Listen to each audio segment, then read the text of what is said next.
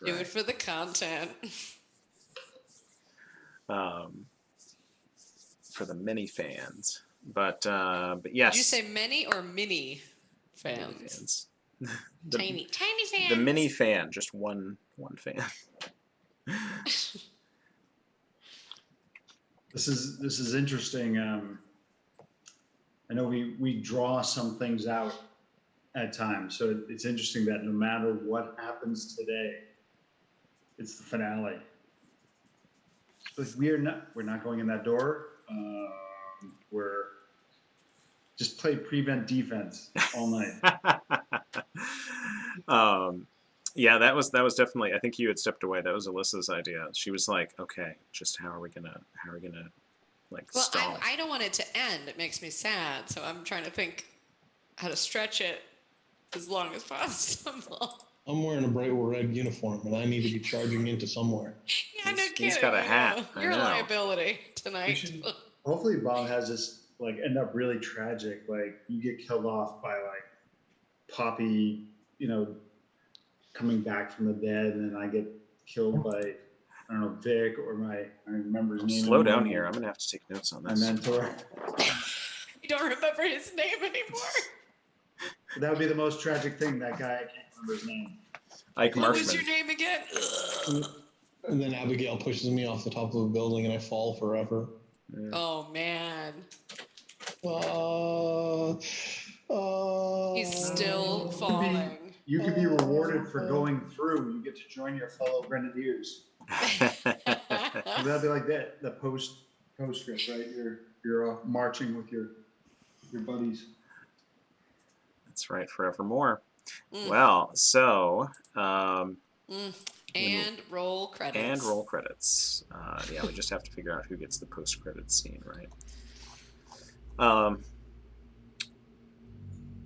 So last session, you had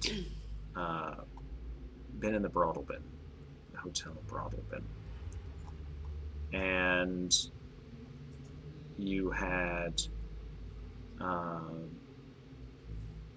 had some encounters there, but primarily you had taken it upon yourselves to do a favor for Elmer Lozette, the maitre d', or not the maitre d', the chief clerk of the brothel bin, who had asked you to do a bit of housekeeping, in that he was looking for a handy clean out of some bottles that have been left in the room of someone he called the sommelier, who, upon your roundabout way into the room, you determined that sommelier is an interesting figure, marionette, who seems to be involved in lathing, producing new bottles to add to this place called the Whisper Labyrinth. You know that there is something there, something of import. These individuals, these people stuck in their loops, stuck in a loop with the night floors and with whatever this experience is you're going through. Many of them want nothing more than to find their bottle.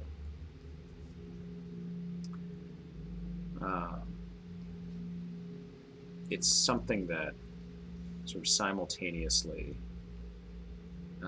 you feel this intense curiosity, compulsion about, but at the same time you know, sort of in your gut, there's something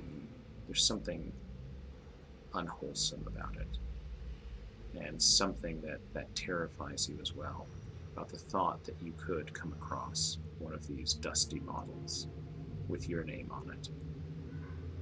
and not know what would happen were you to open it up and listen to what was inside. So you you successfully sort of met Elmer's requirements, and he indicated that he would permit you a ride down the elevator to the labyrinth. And so that's where you had gone, into this little metal cage, rattling down floor after floor into the depths of the Hotel Brodelbin. And you realize, because this is just a cage, old Victorian cage elevator, after a while, you aren't sure, is it the smell of the dampness, or is it the chill of the draft that you feel first as this cage is rattling and descending into the depths, until finally it comes to a halt. And the elevator operator, turns to each of you. Bottom floor. Believe Mr. Lozette indicated that you were welcome to peruse the tunnels. If you see my bottle,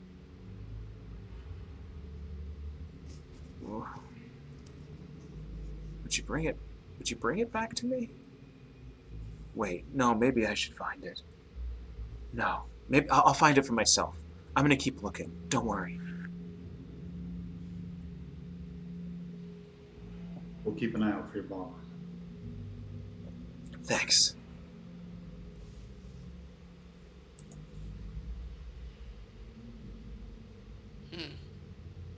Okay. We're stepping out. We're stepping out. All right. So you step out into the basement. Say, ladies first.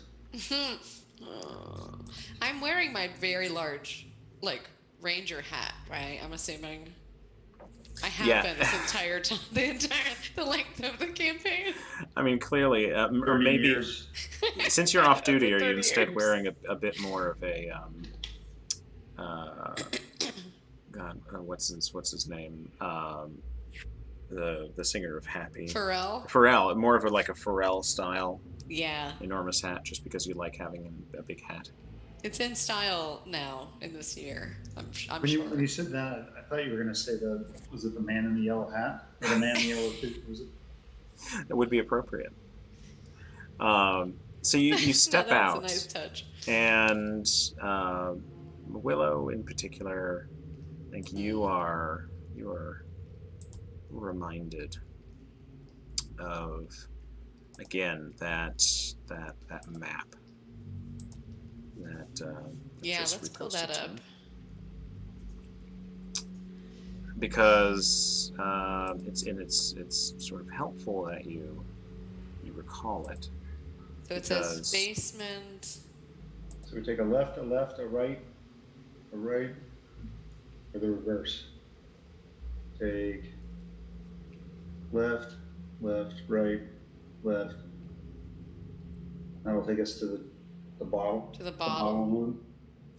Yeah. So you are in this this exiting through an archway, large stone archway, into which the elevator alcove has been situated. You step out, and the and Charlie Antonucci, the elevator operator,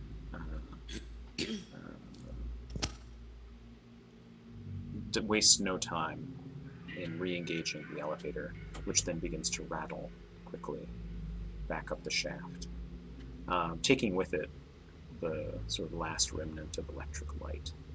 And you're left with the flickering of these small wall sconces that to provide a minimal level of illumination around this stone room. And you see that per your map, there's a hallway that appears to be sort of heading off to your right, and then another archway ahead. And there's that distinct draft that's sort of whooshing out through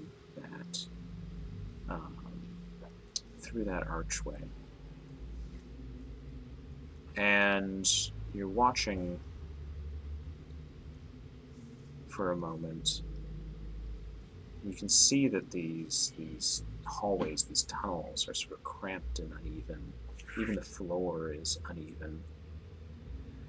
But the first thing you notice, the flicker of the tiny lights on the walls, is the hallway ahead, about halfway down. There's a glint, and another glint, and another glint, as the light sort of faintly picks out glass along the walls down the hall. Mm.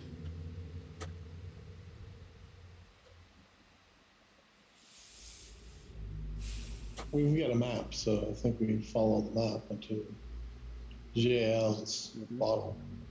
That was step one in the escape from here shimmy. Yep.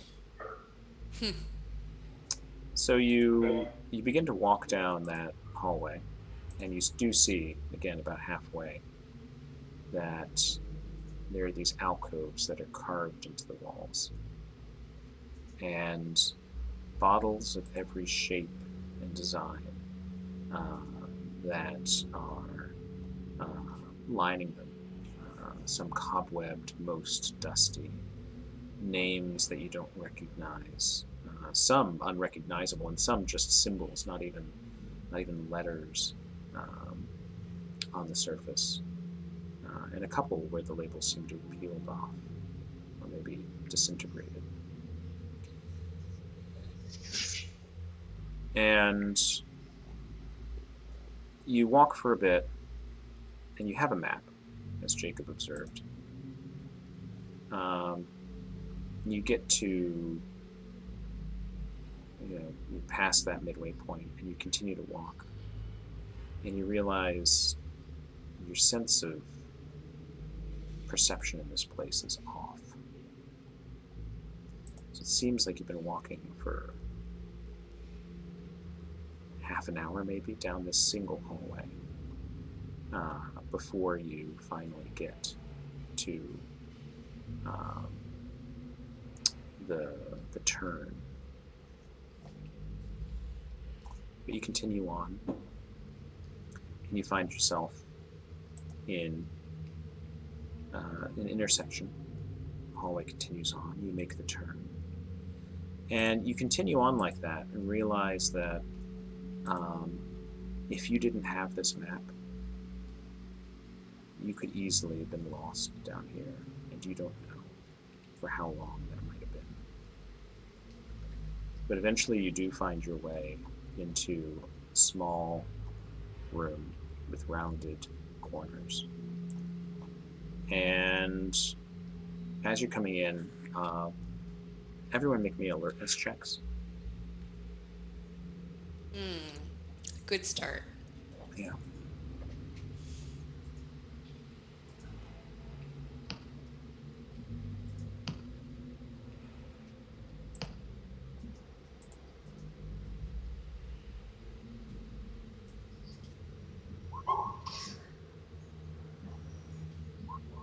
Yay! So My luck Jacob's is focused. turning. Yeah, Jacob's focused on this little recreation of the map you have, and Charlie is maybe you're scanning the bottles as you're going, maybe wondering whether yours is among them. And so Willow, you're the only one who notices as you pass into this room the sort of faintest wisp of a purple robe moving out of this room down one of the hallways, and sort of the light jingling of a silver chain. And you realize that the sommelier is down here as well. Oh no. And you're about to grab their attention when you see sort of the disappearing of the cloak, but then this little faint white mask in the darkness, very visible. And you swear you hear the words, "Come and see, Willow. Come and see," before it disappears.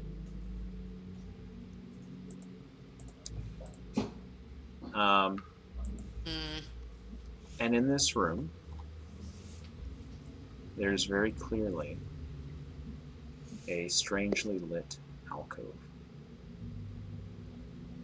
A single bottle of ever-darkening layers of crystal, stopped with cork, sealed with melted yellow wax, into which is pressed this very peculiar symbol, and the name on the plaque of the bottle, in silver etching, J.C. Lynch.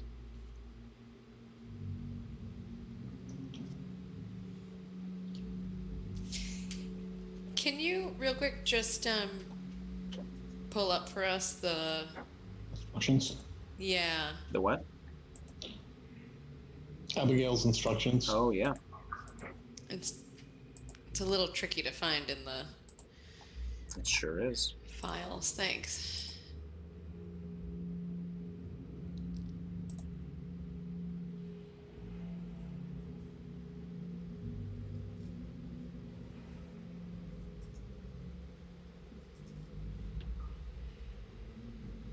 Do you see it now? Yep. We need to find him too. It's not just the bottle. Elmer Lozette had indicated that he had gone on with Abigail. Say that again. Elmer Lozette, I believe, mentioned that J.C. Lynns had moved on as well, in addition to Abby. Okay.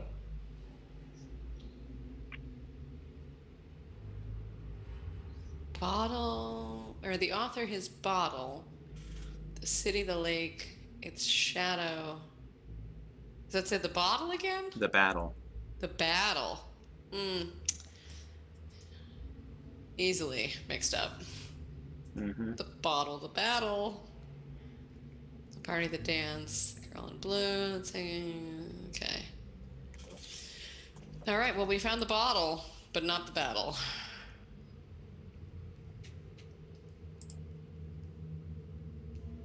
Are there any other bottles to look at? There are.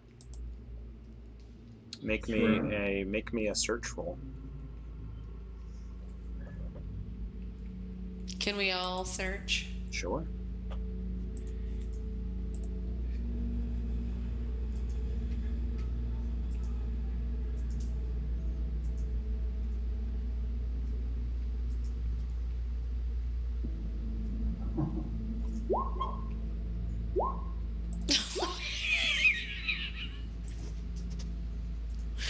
How do you fumble a search?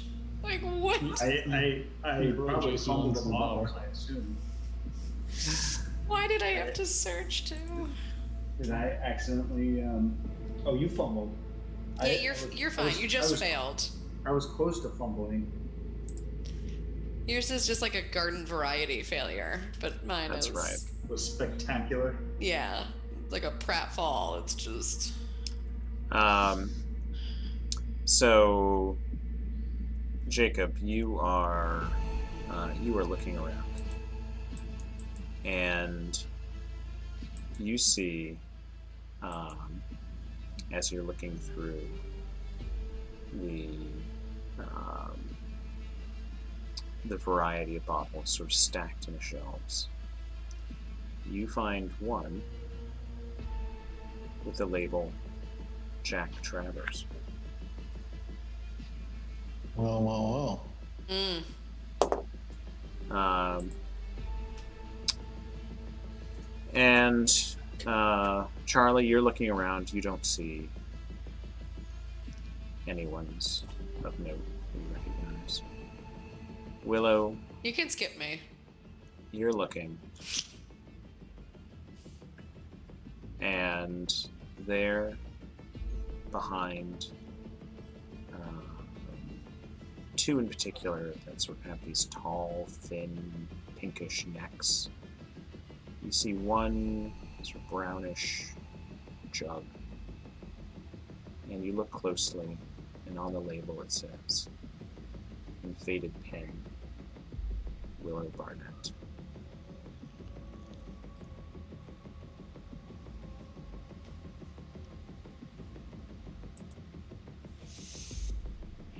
That's my fumble? Mm-hmm. That's unfortunate. I would like to alert my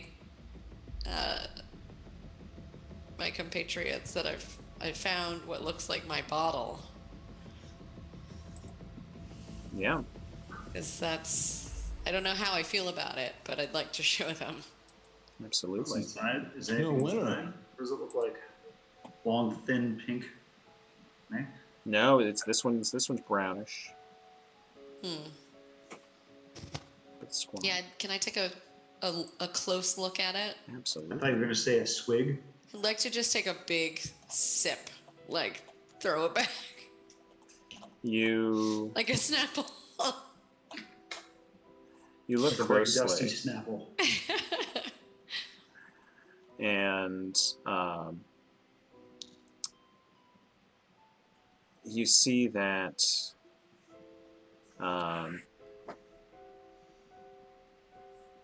there's something swirling inside. It's very thick glass, but you feel like there's something that's swirling, but it doesn't quite react as you would expect a liquid to react. And so as you hold it, even when you hold it still, whatever's inside is sort of sinuously moving around.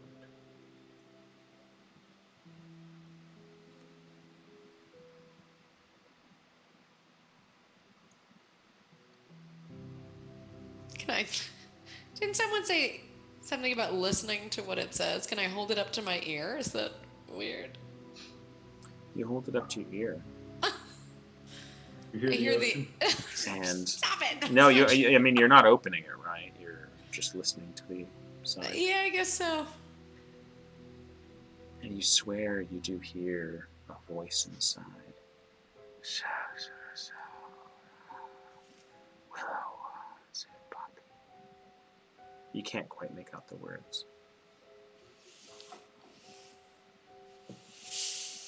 You feel like if you opened it, you'd be able to hear it better. I'm gonna hang on to it for now. Yeah. Which direction did I see the robed figure going? So you saw it heading. It's not listed on the map, but there's another archway leading off into the distance.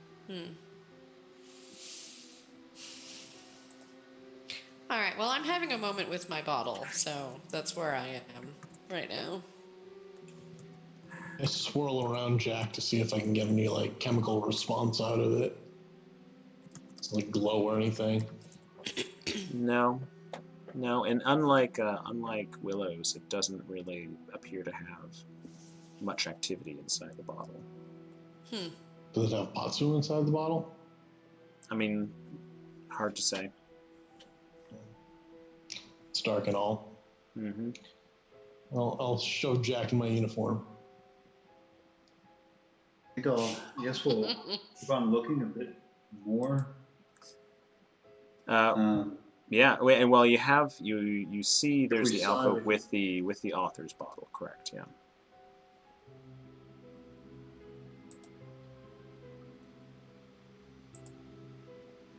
And then, I guess I'm not going to leave everybody, but well, I assume we didn't go down those other hallways because we have the map.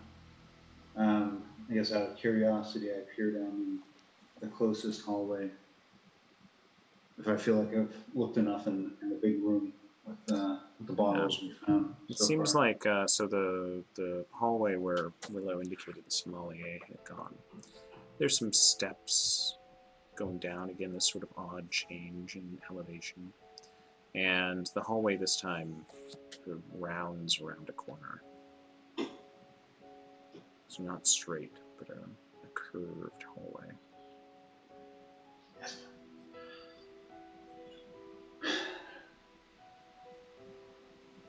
Well, and what do we think we need to do next? We found the bottle. You haven't taken the author's bottle. It's still in the alcove. Oh. All right, so Carly, you want to take it since we're all having a moment with the bottle right now? yeah, I'll take it. You can have your own bottle moment. Right. So Charlie, you touch the bottle and you notice that it's sitting on top of this wooden how to describe it? Not a coaster of sorts, but like a wooden pedestal, square wooden pedestal. Okay, so maybe I take the Snapple bottle that was in my bag, and I do the Indiana Jones swap. So you Yes. you go to switch, or you go to sort of move it, and when you pull it, you see that it's actually sort of mounted on this mechanism. Pulling it forward reveals this bronze clockwork wheel connected into this wooden base, which begins to spin with a flywheel noise, and click, click, click, click, click, click, click, click, click, click, click, click, click, click, click, and there's this loud cracking noise, and the bottle sort of disconnects from this wooden base, and the alcove opens inward, revealing a passage and steps. Mist is falling down these steps from up above. Oh no. This is always good. I like how I instinctively did the wrong thing to avoid whatever was happening.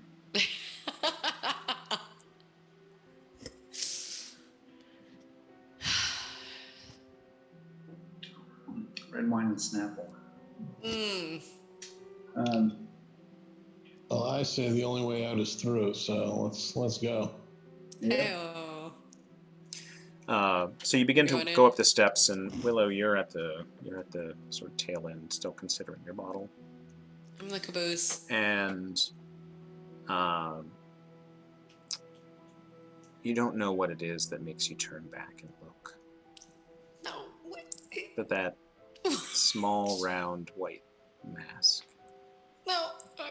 is looking at you again down the hallway. And you see that the figure sort of reaches out with this wooden articulated hand and gestures to the bottle, looks up at you. You are special, Willow.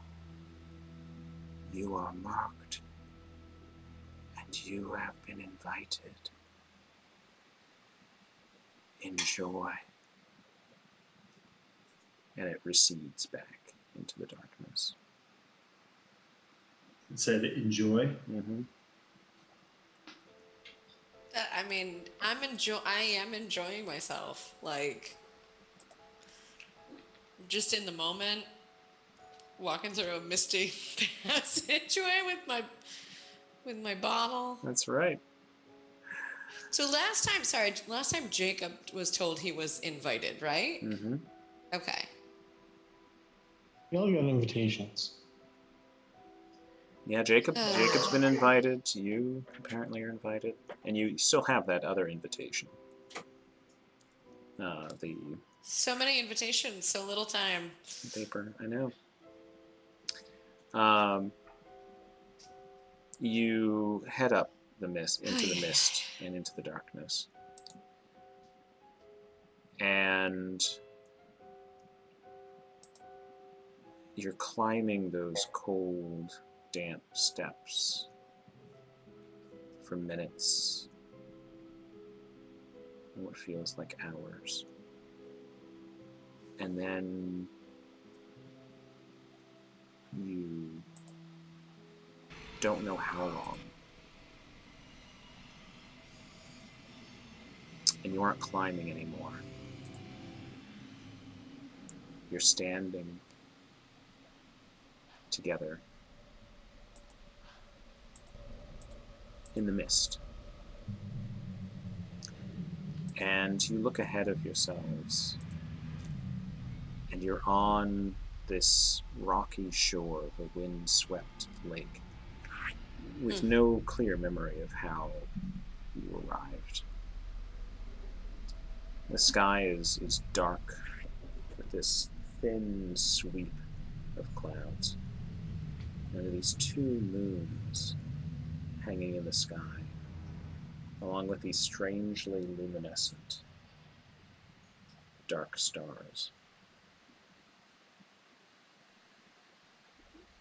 You each have this feeling of intense melancholy and dread as you look across the sea. And so there's this distinct feeling of being watched. Time speeds or slows arbitrarily. You can't tell how long it's been you've been standing there watching. But you look across the lake and you see that there is this towering city, ancient towers, indication of modern construction techniques and materials, but many others of odd sort of design and make. And some that have clearly been damaged by explosions or collapsed. And a couple times when you've been watching and looked away from one particular building, you feel like on the edge of your vision, the structures are shifting and changing and flickering. When you look back, the cityscape seems altered. The lake is black and still and clear. No lights that you can see except for the moon and the black stars in the sky. Then you notice there are lights below the water and below the surface of the lake. I'd like everyone to make intelligence rolls for me.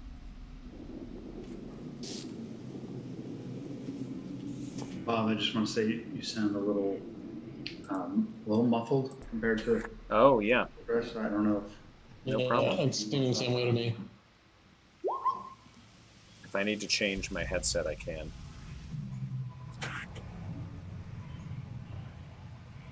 Let me know if this is any better. Aw. Charlie doesn't have a lot going for him. Poor Charlie. Thank God I didn't. I was critically successful at intelligence. Yeah. Let me know, by the way, does this sound any better? Or is it A still? little bit, yeah. All right. Hey, Les, maybe I should get the other headset. Do you mind if I grab that? Is it up here? Is it the World of Warcraft one? No. It's the one ear. Yeah. Is that right? Okay. Yeah, I can bring it down. Thank you. Sorry.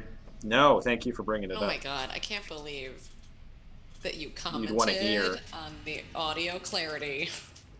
And now we're going to improve it. I like this immediate, the feedback and the immediate steps being taken. That's right. We aim to please. BRB.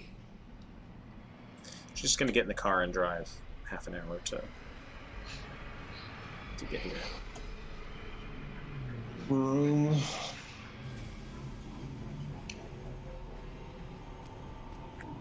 All right, let's see. Look, be a Snapple tonight. Oh, traffic was late. Thank you.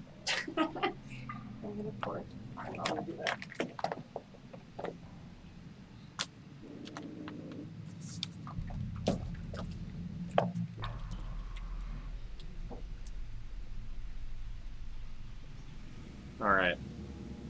How's that sound? It seems better. Better? Okay.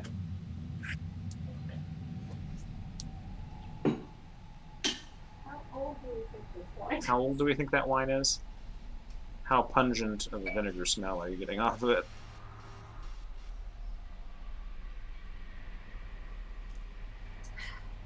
It's like fresh from the vine. Ah, fresh from the vine. Beautiful.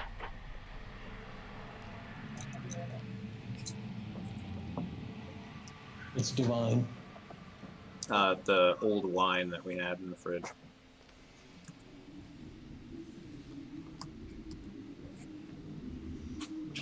All right.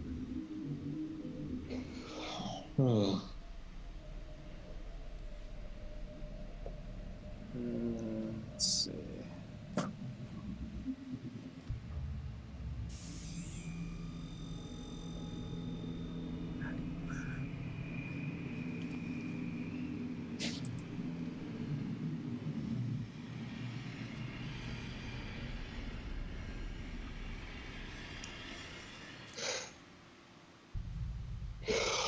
Excellent.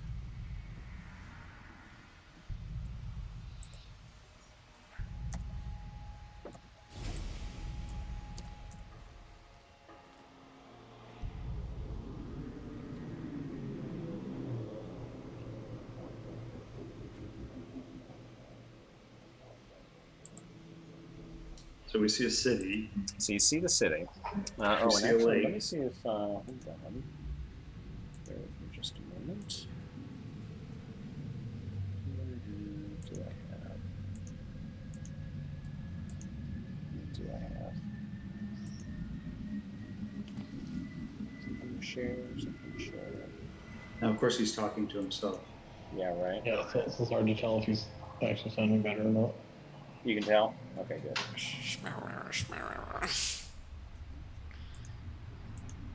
Want to try mine? I'll be right over. Do you mind? All right. So for Willow and Jacob, Jacob, something about this place, the city in particular, the skeletal Hulk seems familiar to you. Like you've been here before. But you remember it being more active, more lit. And you're sort of trying to reconcile that memory with the sort of dead place you see in front of you. When Willow directs your attention, sort of nudges you, points down into the water. And you see that the city is... Oh, your camera moved. Yeah, oh, sorry. There we go. I'm just a mess. Your hair looks nice, but... Thank you. You realize that the city is reflected in the water. Except the city that's reflected in the water is lit and whole still standing, complete in many ways, but also somehow at the bottom of the lake, in the lake, reflected. Or are you in the reflection? Hmm.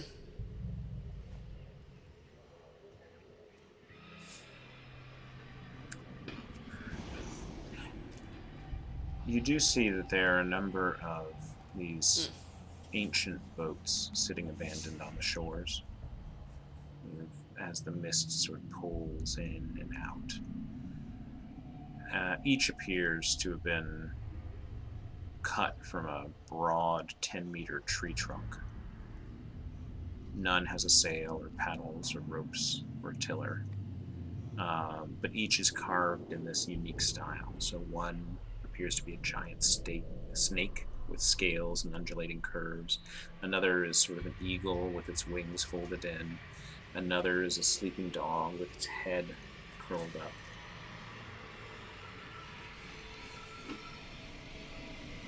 Jump in the eagle boat. Jacob runs forward, or at least marches forward with a feeling of Open correctness. circumstance, Joe. And Jacob, you are struck by the overwhelming sense of doing the right thing, the correct thing. Roll a d4 for me. Excellent. There goes my sanity. Oh no. Mm.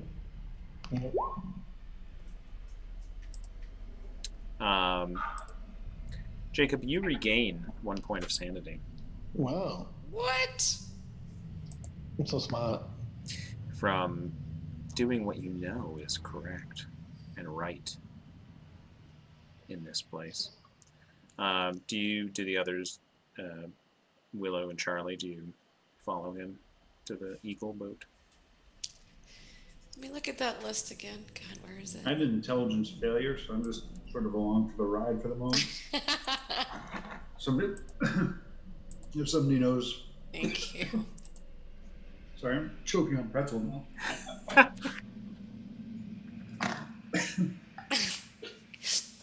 Where's Not the even smart Snapple? enough to eat pretzels. Get the Snapple, man.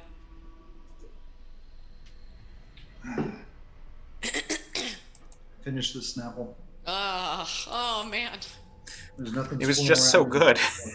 He just three swigs, 3 hearty swigs. All it took. Goes down so easy. That Snapple. All right. So you see that list there? Yeah. The lake, its shadow. The Could that be a battle. reflection that you just Yeah.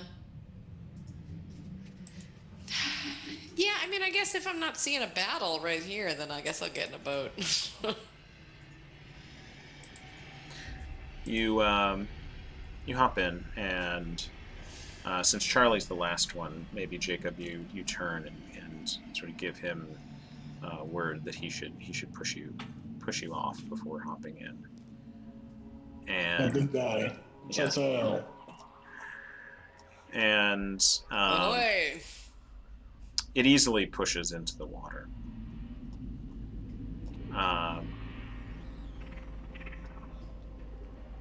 And you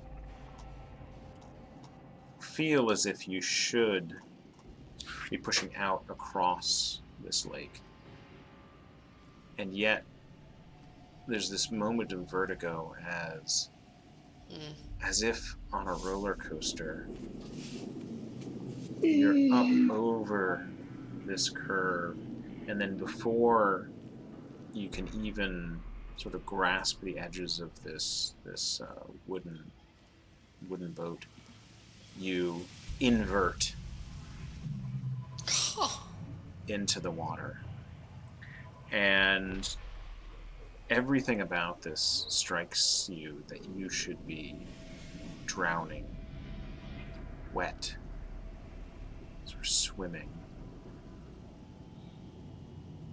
and yet you're just rising until you break through the fog and are floating on top and yet at the bottom of this lake. And the sky is clear. And you have arrived at Ithil. The moment you break the surface of this lake, you each know something very clearly. Charlie, if you could read this for me.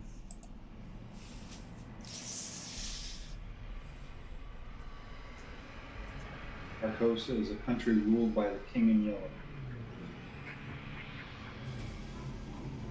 This is Hali, Ali and Natel may be the names of a city, and Carcosa, or of the palace, or of a lake. you still aren't sure. What is it? Is it the city? Is it the place? It still doesn't quite make sense to you. Willow, if you could read this. This is what you know.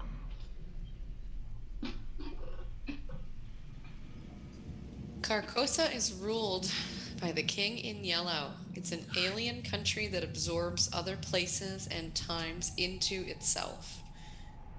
Ithil was one of those places. Ithil or Hali may be the palace or the lake. Maybe you're remarking this out loud. Because Jacob, you know with a deep and abiding certainty in your soul this information, if you could read it. Carcosa is ruled by the King in Yellow. It is an something country? Alien country. Alien country that absorbs ruined and corrupt places and times to itself. Various locations on this earth, like on Earth, like the McAllister Building, the Dorchester House, and I got a magnifying glass in the way here. Oh, if you click the magnifying glass, it'll expand for you. And the bottled men are connected to Carcosa and are being consumed. Ithil, this city, was absorbed by Carcosa a long time ago. But time has no place here, and Ithil is forever being consumed. A living reflection of Ithil lives on the depths of Lake Hali. That is where the king holds court. You have been here before, or perhaps will be here again, or will never leave. It feels hazy and dreamlike, but familiar, like long, fast childhood home. Long lost. Sorry. No, don't worry.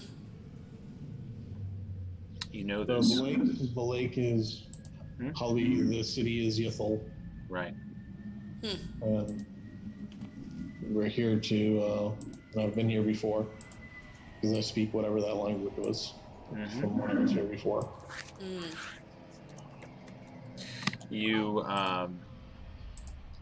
You're floating forward toward this city. The clouds up in the sky are sometimes obscuring the light from the moons and the stars. And you see the lights of the city.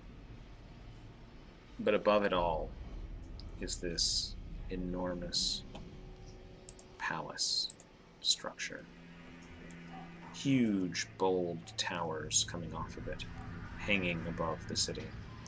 Some portions missing in the ruins. The palace looms as if it were close, but it's clearly far across the city as well. As you get to the shore, you are able to clamber up on some docks, and you see that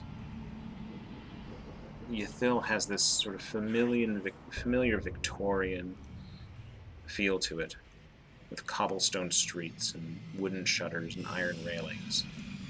But even as you look at it, it undulates and ripples and shifts. Charlie, you see a doorway waver in an unseen current before disappearing before your eyes.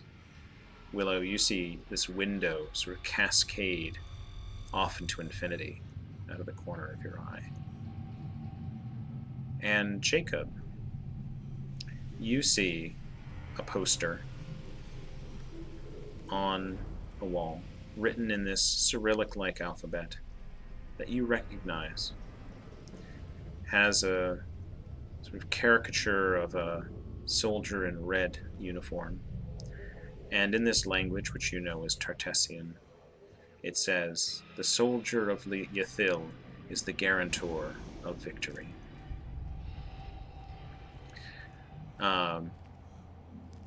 But there's graffiti over this poster. There are 3 black curved lines that look like a crashing wave that have been put across the face of this soldier on the poster. And underneath the caption, "The soldier of Yathil is the guarantor of victory," somebody has scrawled in red pen, "And if the war never ends."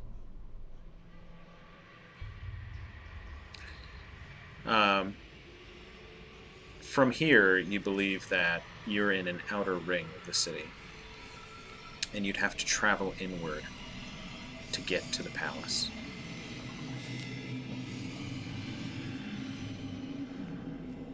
Is there like a tram or something we could use? You feel like there A are monorail. yeah, there is actually. I mean, in the streets you look over and there are these rails, old rails, like embedded in the street, like a streetcar, heading off in one of the directions, sort of to the interior. You could certainly follow it, but you Sure. don't know if it'd be active. Was your wish for a monorail a door to a monorail, Jacob? There's nothing about a train, I suppose, but you know, I figure major route into the city. Yeah. All right, then Jacob, make me a D100 roll, just a generic D100 roll, if you'd be so kind. Uh-oh. A lot of numbers in there. Is that what you're looking for? Let's see. I feel like that's the best. 62 is the best possible roll.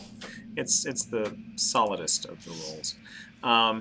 You push on into the city. The one thing you notice as you get closer in, on the edge of your hearing, are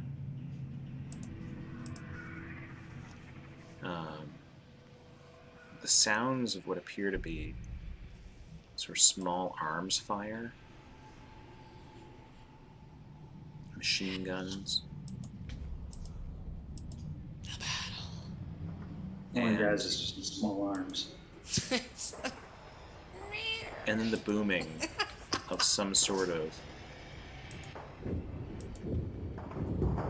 larger fight that's going on. And you see that there are fires that are lighting up the city in various points. They're the reddish-orange glow lighting up certain of the streets.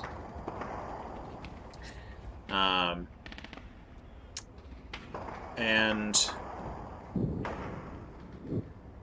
you see, I'd like each of you to make awareness checks for me.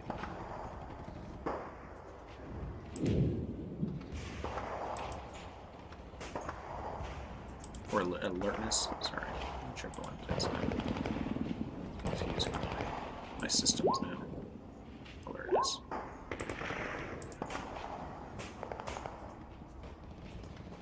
Nice. Willow and Charlie.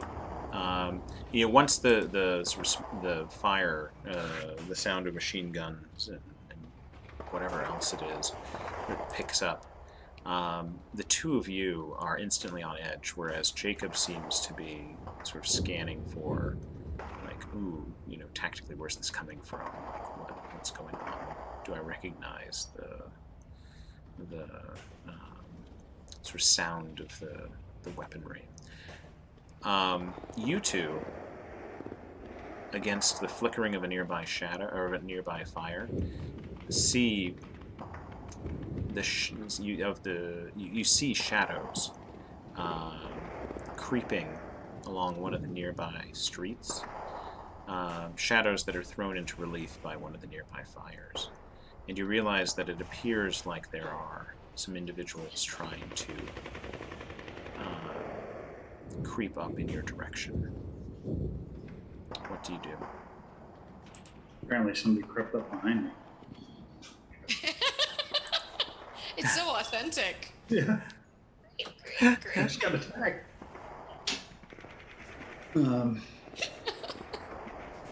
Sorry, so are they creeping up to us? Or just, They seem to be heading in your direction, and if you don't, if you stay where you are, that you will encounter them. There are numerous sort of buildings you could potentially duck into, or you could just sort of continue on. There's some rubble you could get past and try and...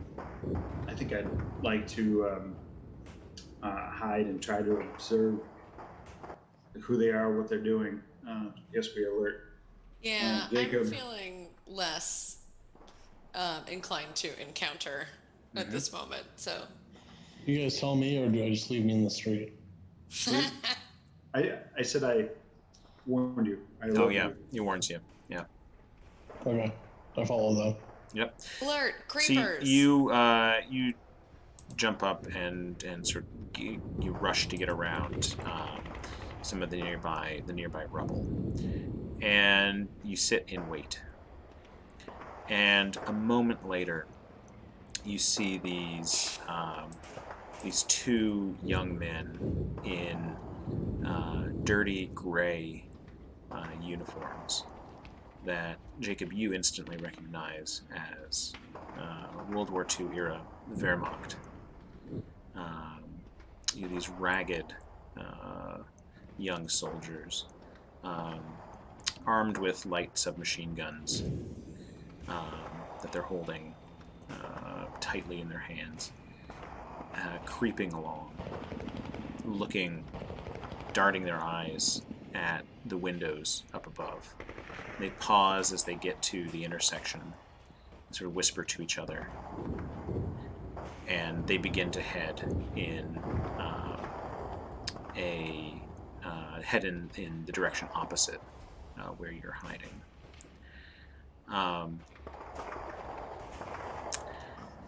Are you gonna wait for them to go before you continue on? I think so. Yeah, I defer to Jacob. He's the guy in the uniform. They are Nazis after all, so yeah. So you're waiting there, and they sort of go off around the corner. Suddenly, you notice that there is sort of movement again behind you, and you see that the door to one of the buildings you're up against, the wooden door, sort of cracks a bit, and this young man with a carefully waxed mustache and small square spectacles peers out.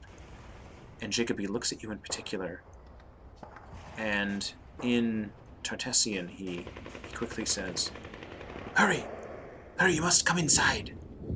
You've come, thank you, please." Okay, I rush inside. Willow and Charlie. Where are you And going? we didn't understand him, but Jacob. No, seemed he sort of so- speaks in this rapid, sort of slightly francophone language, and you go and you sort of slip inside. He closes this very heavy wooden door behind you, and the sounds on the street begin to diminish somewhat. But you go inside this dilapidated apartment building, and he leads you up these winding stairs. And the man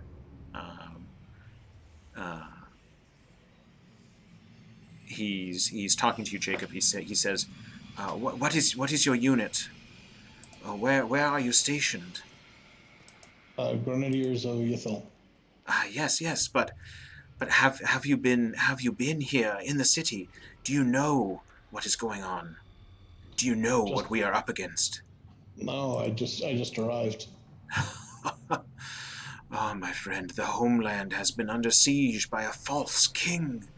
Many have perished. Many more are starved.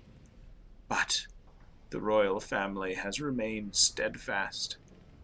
Even now, during the greatest threat the kingdom has ever known, a party is being thrown, a masquerade like in the olden days. An announcement of great import will be made there tonight. Do you know what kind of announcement? Ah, death to the king, I am sure. Ah, the false king and his ragged speaker. Ah, they would they would they would come in with their tattered robes and pallid masks, and would supplant our noble family. Ythil shall not fall so easily. Um, he pauses by this apartment door, which is cracked, and he says, "Wait just a moment." And he ducks inside, and he comes out a moment later, and he comes out with this small uh, uh, valise, like a leather valise, like an old doctor's bag, medical bag. And he opens it, and inside you see Jacob, that appear to be 12 sticks of dynamite that are wired to this old ticking alarm clock. Mm. And he says, if my friend, you can get close to the king, and sort of presses it to your chest. Okay. He says, very well. He looks at Charlie and Willow. Will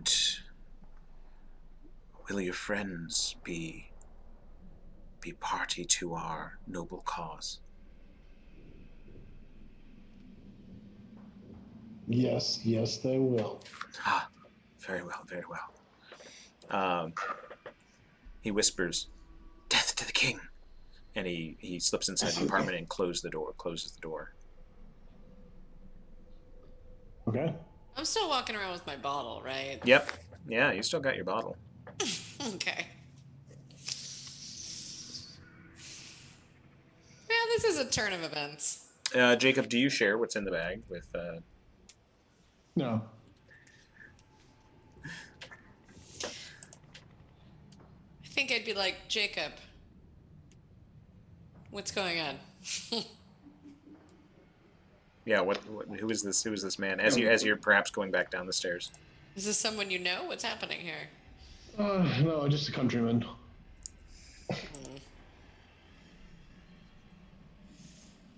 We In the bag. What's in the bag? What's in the bag? Jacob, what's in the bag? just some supplies. Some supplies. Ah. So we can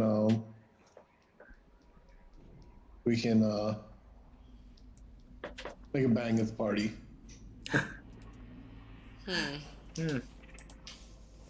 It's being awfully coy. He mentioned a party. He did? Yeah, he did mention the party. He said that the royal family was holding a party, even though this battle was going on right now. So, Is the party at the palace? Did he tell us where it is? he didn't tell us specifically, but I believe he insinuated it was at the palace. Yes. Mm-hmm. All right, so I guess we gotta go to the there. party. You head back out. You need dress for a party. That's right. And you're able to sort of continue along the streets. At various points, you see sort of rubble piled up, an abandoned at one point, it appears to be an abandoned machine gun nest. Actually, it's just further up down the lane. Three men in garish red military uniforms were sprawled around a sandbag machine gun nest, and you're about there, which is maybe a block up from that apartment, when you hear an enormous hollow boom, and you see a building block or two away, the top of which appears to have been completely leveled by an explosion. Jacob, you aren't quite sure. You feel like it might generally be in the vicinity of the building you went into. Oops. Oops. Yeah, he had a bad day with his contraptions. Right, but you feel sure that the alarm clock that's in your bag is fine. The one he gave me will be just fine. Ignorance is bliss. High five, Will. That's right. High five. I'm tough. Okay, I have a little bit of a sinking feeling, but at the same time, it's the best I've got. So you continue along, and again, sort of seeing sporadic instances of remnants of the battles, and hearing the battle nearby. These sort of louder indications as you're going along. You see young men, old men, in a variety of uniforms: red, green, gray, black, seemingly littered at random in the streets at times, in varying states of... most of them seem to have been relatively freshly killed. And every so often... What's that? I was just going to say, is there any machine gun or pistol or anything like that lying by them that I can pick up and... Oh, for sure. Yeah, you find, in fact, appears to be a German officer with a Luger in a belt holster that you're able to pull away. So there's no shortage of munitions.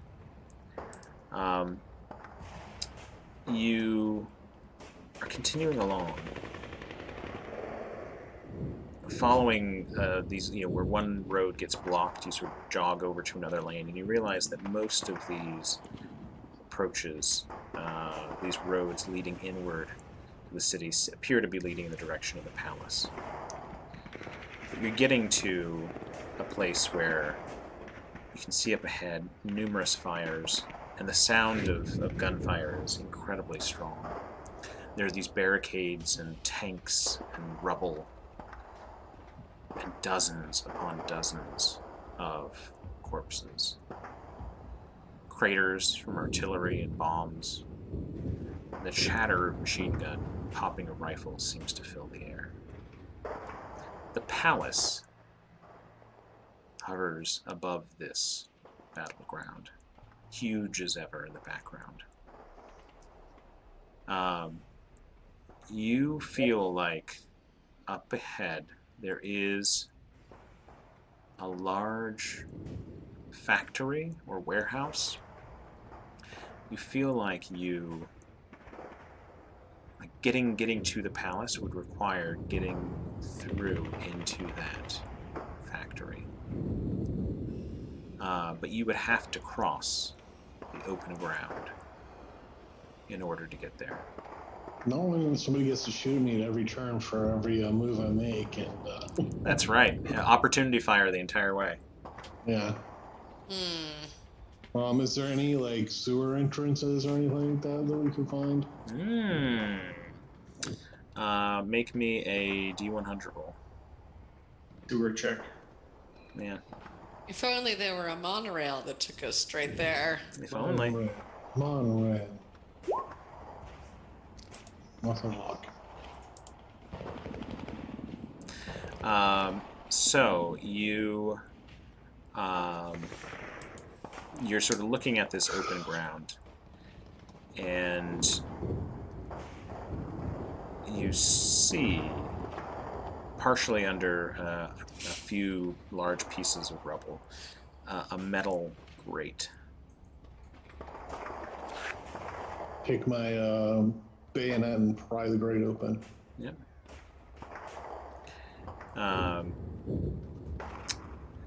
The smell is strong, but you at this point you probably picked up a flashlight or two from the other bodies you've come across, or a lantern, and you shine it down, and you find that it appears that there's a dry ledge that you could walk along. As long as I don't get my uniform dirty. Yeah, there's no guarantee. Yeah. D100? What's a few poop Yeah. smudges? Yeah, that's right. That would be a dexterity.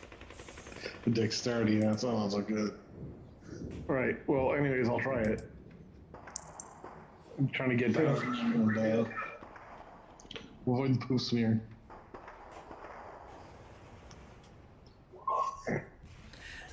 You don't notice it. You think you've successfully gotten past, but there's an enormous poop smear right up your back. Awesome. You get as you sort of slip into the grate. No. It gives me no pleasure to There it is. inform Gives you. me. But you slip into the sewer, and the sounds from the street fade away.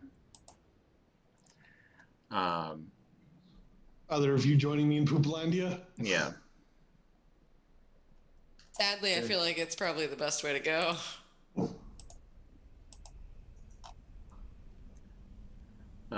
So you slip down. I won't make you. Jacob has thankfully cleared away most of the worst of the debris. And so you're able He to wiped follow down the down. walls as he went through. That's right. It's so generous of him to do that.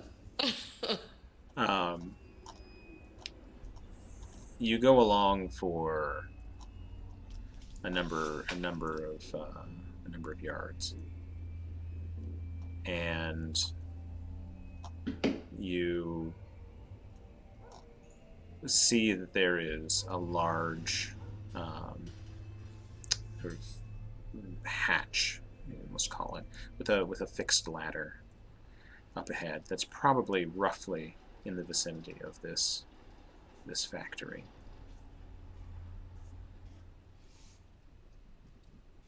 I sort of listen to see if I hear any noises in the factory. You are you opening the grate before you listen? Not before, no. I'm taking a listen before I take a look. You listen, and you get the faint sound of what appears to be like merry-go-round music. Wonderful. I guess I stick my head up a little bit. Mm-hmm. It's a huge room in this factory, filled with tables and shelves and assembly areas that are all sort of partitioned with this marbled glass.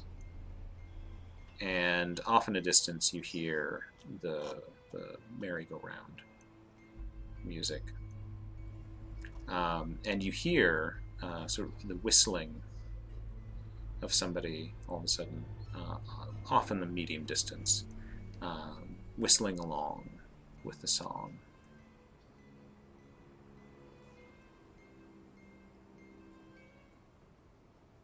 try to sneakily get out of the grate without making a ton of noise and try to get to like a shadow or a cover a little bit. Well, that sounds like a stealth. Sure does. Which I'm sure Come on. I'm great at. Stealthy McStealth. Stealth. Oh yeah, baby, 10%.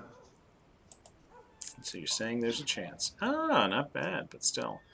So they don't hear him, but they smell him. They smell him, right. Oh, You just hear a loud sniffing. Good point. He's half stealthy. You I'm as stealthy as you can be in a poop covered red suit. that's right. Carrying dynamite. So you're pulling yourself up, and I think you're being relatively quiet, but then you jostle a table, and a familiar-looking sprocket slips off the table and clangs on the floor and rolls away into the middle of the aisle between these tables. Oh no. And the whistling pauses. And you've sort of tucked yourself back, but you see this short, stocky, older man with a bushy gray beard and curly white hair, who pokes his head out. And he's wearing this sort of shabby brown wool suit with open collar on this yellow and white shirt, and he calls out, "Hello? Hello? Has someone come?"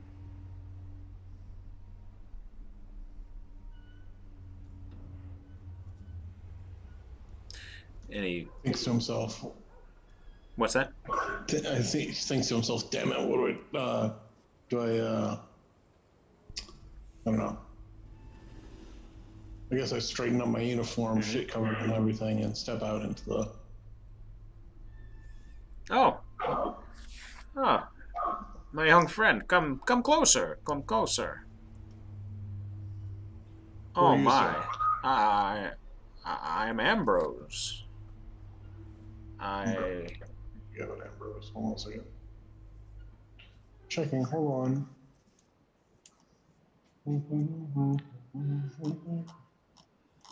Searching. Yeah. Well, sorry, not where I thought it was. No, that's all right. Ambrose that I'm forgetting. I thought there was an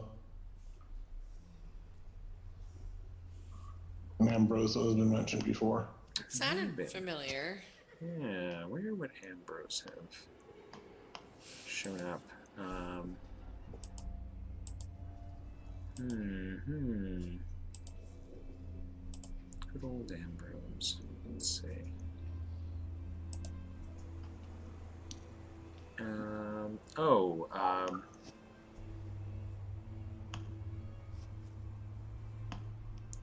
Not there.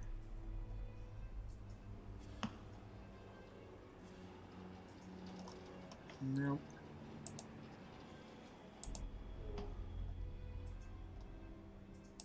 Well, I can't recall when you might have seen Ambrose, if you had. I don't think I have either. But he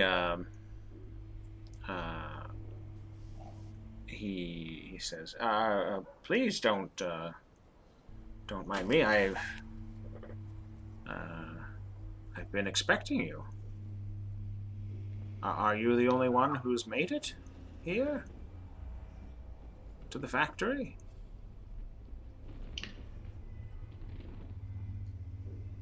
Or wait half a second to see if the others two come out or not. Maybe I assumed that we were sort of peering out, watching to see how this unfolds. Yeah, you're watching. Yeah, I have my gun sort of at the ready. Yeah, I'll climb out. So you poke your head right out. So here, let me show you Ambrose. There's an Ambrose we can share.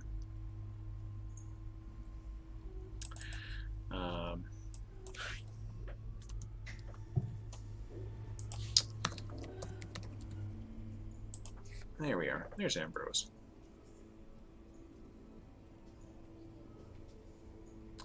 Let me show. There we go. Now I've shown Ambrose. Oh, well, hi there.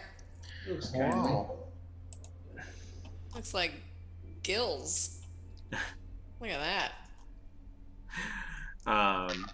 And so you're Jacob. You're talking to him. I'd like, as Willow and Charlie, as you're climbing out, I'd like you to make alertness checks for me. Can I also make a beard check? Yeah, absolutely. You can see what he's got going on there. Okay. You said alertness, right? Yep. Before beard. Okay.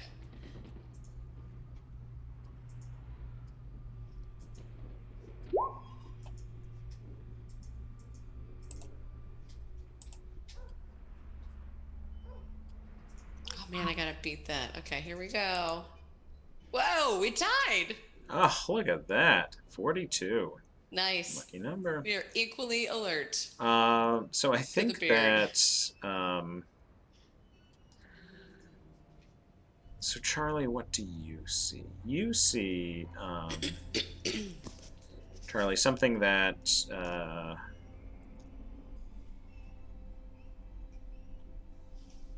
you see an enormous box that appears to be filled with ticker tape. Like just spools and spools and spools of it. And you can make out, it's like very small print. You can't, unless you went over and looked at it. But appear to be sort of red notations on it. But right next to that is appears to be an old typewriter that has property of NBC stamped on the back of it. You can kind of see there. And there are piles of pages, like very carefully laid out. And so you're looking in like, these are two things that you notice. The third piece you notice is a cardboard box that looks to be brand new, next to another cardboard box that seems to have been distressed and aged. And you vaguely remember, like, the distressed and old cardboard box looks a lot like the cardboard box that old French file was in. Meanwhile, Willow, you're looking, and something immediately stands out to you, and that's a desk off to the side that is stacked with dozens of large, blocky satellite phones. Oh no. Very familiar satellite phones. Yes. And so Jacob, Ambrose is there. He says, "Oh, well, three of you. Yes, I suppose that seems right. You've made it. This is very good, very good. What can Ambrose do for you?" Should we ask him who he is? Sure. Ambrose. Remind us who you are, good sir. I build things and maintain things on the orders of the king. Sometimes people come to pick things up. It's been a long time since I've seen anyone who isn't made of wood. I believe, yes, it's been some time. That girl, and man came through here. I believe they were the last that I recall. But yes, very busy. I'm kept very busy here. Where did they go? Oh, onto the palace. Which way is it to the palace? Oh, he seems sort of a little disbelieving. He says, well, uh, I hardly feel like you could miss it. Plus, everyone is going to the masquerade every night. It is the first night of the masquerade. Every night is the first night of the masquerade. It's always night. Always night. Always the first night of the masquerade.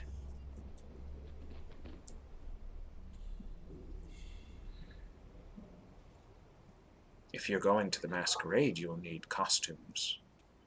Where can we get costumes? I can make you costumes. Oh, we would love that. Yes. He turns and over on another desk, there are a number of these silvery white or silvery robes that you vaguely recollect as being the robes that you used at the encounter group meeting. Yep. And he sort of pushes those to the side, and you see that there are a number under the table. There are a number of tractor factory cartons that are partially filled with robes. And he sort of pushes them to the side. He says, just a moment. And he sort of goes around a corner into one of the other partitions. And you hear him rattling around. And he comes back over with a wooden crate that's filled with this cloth that's been interwoven with metal and brass and mechanical parts. And he sort of begins pulling pieces, these ropes out, and he says, this one should be the right size. Let's see. And he holds up Willow. He goes over to you first, and he holds up this one robe. And you see that it's made, it's this fabric underneath, green fabric, with these metal parts. But you can see that the metal has been sort of stamped and molded to look like leaves, the leaves of a tree. And he says, yes, it appears the size still fits. I was concerned your dimensions wouldn't be correct, but there you are. And hands the What do you mean still, Ambrose? Oh, one never knows. One gets bigger, one gets smaller, but time of life, I'm not as tall as I once was, but I had hoped that the measurements wouldn't be too far off. And for you, Charlie, he pulls out this one that this mask as well, in this sort of reddish fabric robe. And the mask appears to be of a minotaur, like with a sort of bull nose with a big hoop through it. And he sort of puts his hand behind the mask, and you can see that the mouth is clicking open and shutting, and the eyes sort of move and blink as he's manipulating something. He says, very, very proud of this. I hope you approve. Thank you. And then Jacob, he turns to you and he says, for you, my friend, I doubt you would wish to change your uniform, but perhaps we can compromise. And he walks around. He pulls over this outfit. It's this red velvet coat with gold piping.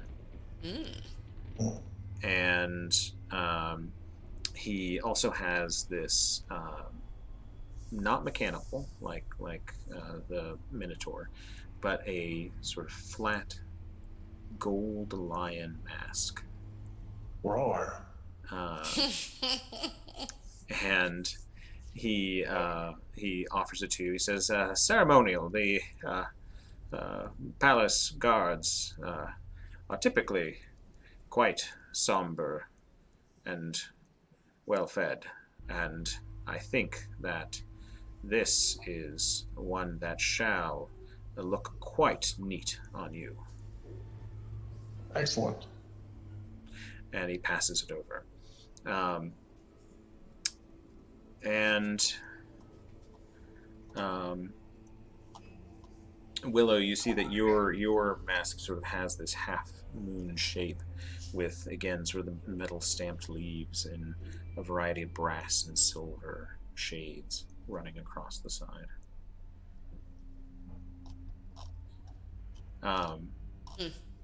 Half a mask, he says. The other half I made for your sister. Lovely girl. How do you know my sister, Ambrose? She needed a costume. For the palace? Yes. It's the masquerade, the first night of the masquerade. It's always night. Every night is the first night. Yes. Night. Yes. Good, we understand each other. Good. Good. Well, it's certainly to be an event not to be missed. I would come, but I have much more work to do. And you hear sort of a wooden clacking in the background, and there is sort of the sound of a flywheel, and this mannequin comes down a corner, and you realize this mannequin is not connected with strings to anything. And he sort of moves. Says Ambrose. Another order. If you pardon me, I'm happy to assist, but I have to keep up with the work, you see. And he goes over and begins to sort of talk quietly to this wooden dummy.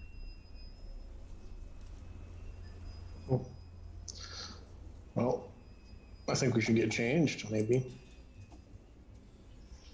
into our beautiful new outfits. And Jacob's all about the fashion these days. Mm-hmm. You know, when you retire, you need to find a hobby. And Jacob clearly has found men's military fashion.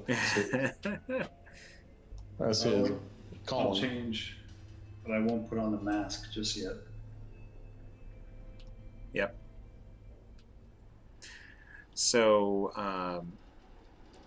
you clearly see there's a larger set of doors to the reverse of the factory, and after you get changed, you're welcome to sort of look around some more or to continue on.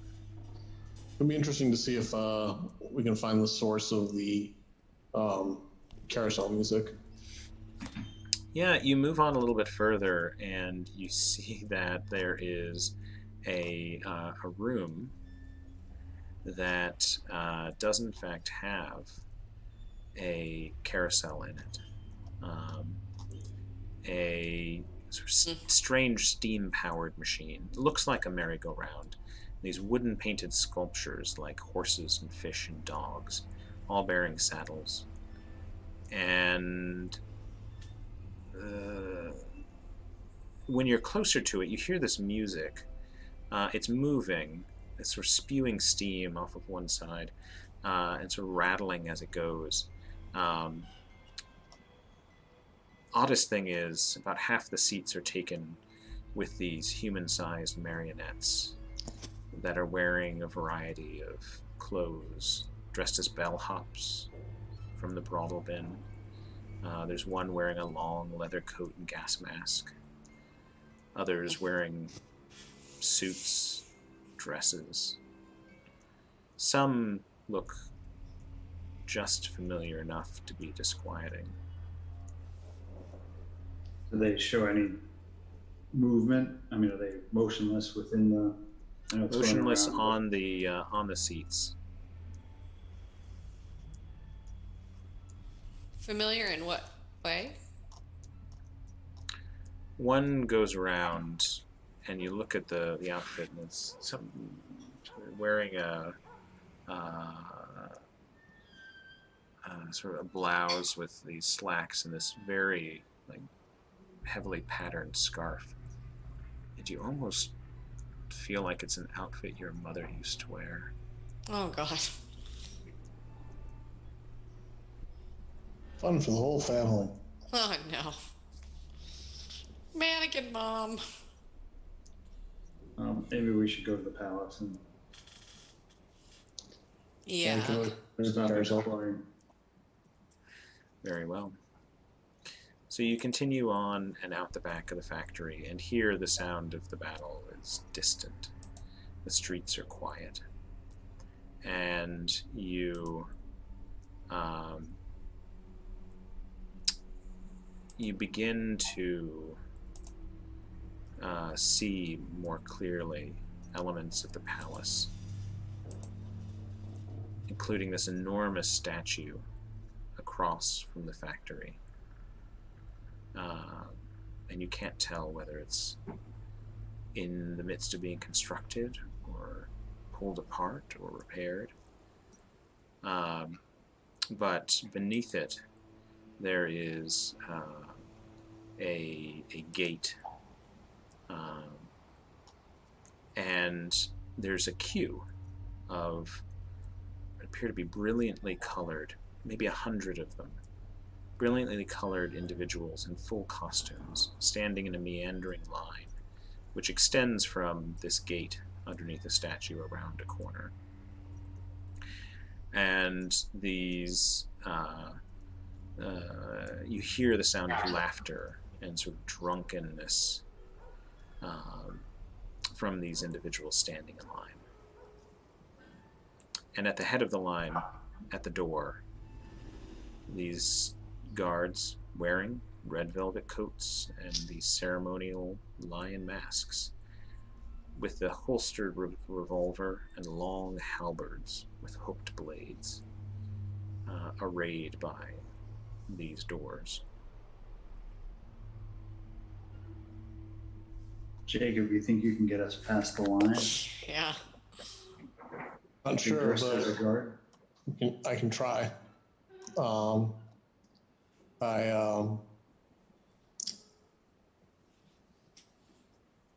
grab them both by the arms and start dragging them towards the front of the line. Mm-hmm.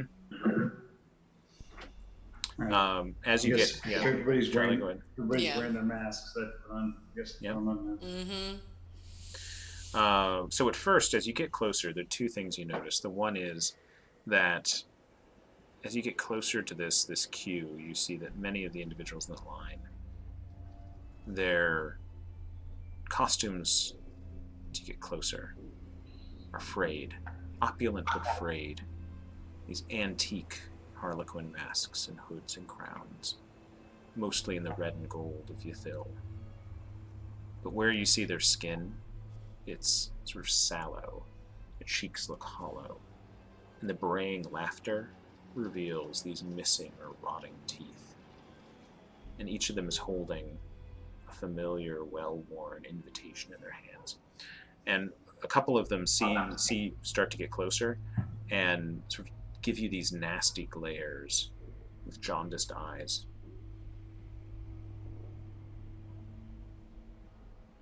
We're making friends. It's a good thing we're cutting the line. I think they've been here for a while. Exactly.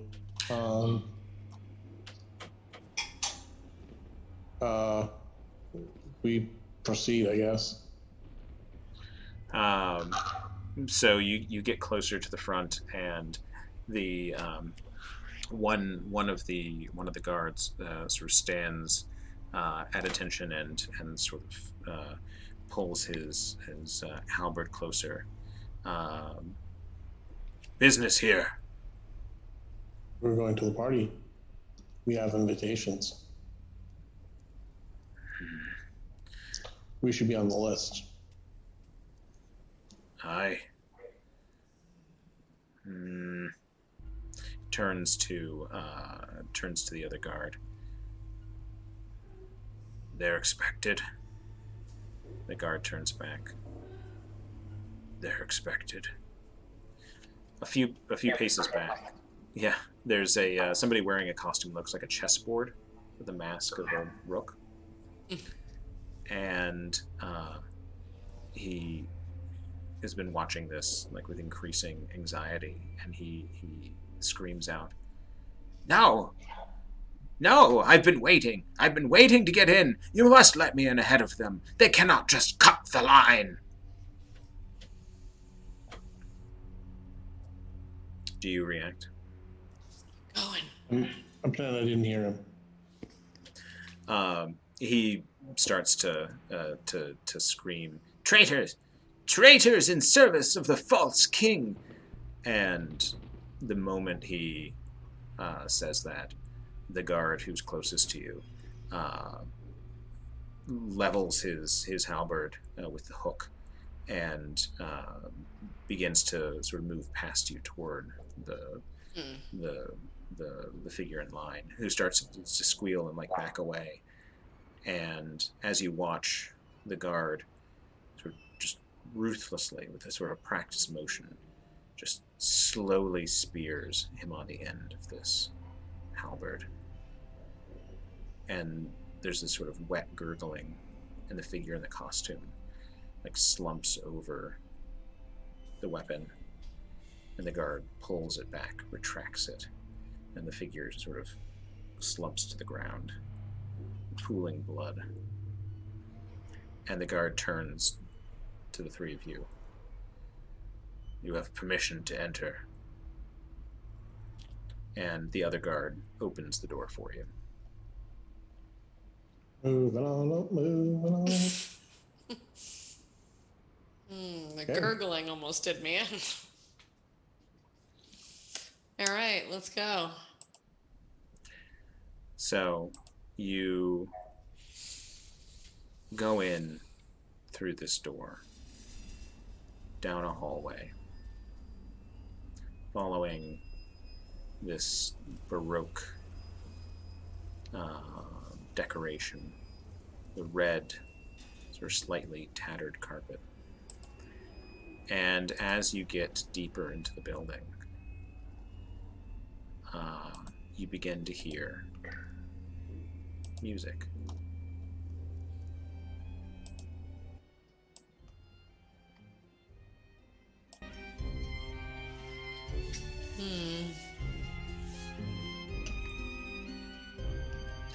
And when you emerge from this slightly cramped hallway, you find yourself in an enormous entryway with all these other hallways connecting, smaller hallways connecting into this larger room that has an enormous staircase leading up, up, up. And as you go up the stairs, you find yourself in this enormous, pristine ballroom. And the music is playing in the background of this ballroom. The ceiling soars up above, and the light glows off the red and gilt walls, the crystal chandeliers. On the walls, these enormous portraits of figures you don't recognize, dancing, cavorting. One, Willow, you notice, sort of trailing this paper dragon in the air. And a swirl of people around you. It seems to be filled near capacity, and every time you try to sort of count heads, it fails. Faces and masks and outfits seem to repeat and blur and blend together. Each piece of art seems to relate to either the royal family of Ythil or the king that you've heard so much about. And you look around the room, and who do you see off in the distance? There's Charlie, a figure not dressed in much of a costume, just a Hawaiian shirt and this large raven's mask.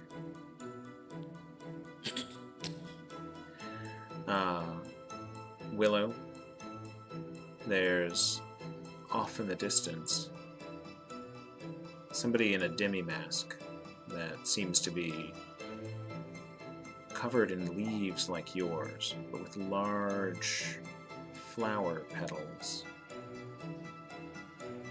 across it too. And Jacob, you look across the room and your eyes are drawn to this bier surrounded by golden lion guards. And the royal family stands there, unapproachable and haughty. The sisters Casilda and Camilla, the brothers Thale and Aldones, their advisors Ut and Nautalba, all stand to either side of an empty golden throne, considering the crowd around them and smiling thinly beneath their opulent masks. And off near the base of this royal bier is a woman resplendent in a blue ball gown with a blue mechanical mask shaped like a cat's face.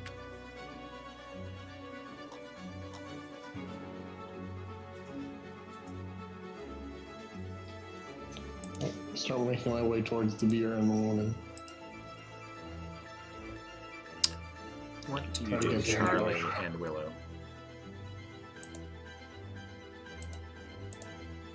Did you ask what we do? Yeah. It's the girl in blue, right? Well, I'm a little curious as to the Hawaiian shirted person. Mhm. I know. If I saw what I thought was my ghost sister, I would certainly go that way. So we're splitting up again. Mhm. Ah. So you're each pulled in a different direction, and as you do, let's take Willow first. You sort of begin to push through the crowd, and you are headed in the direction of your sister, who you feel must be your sister, this figure in the floral mask. And make an alertness check for me. I'm nothing if not alert.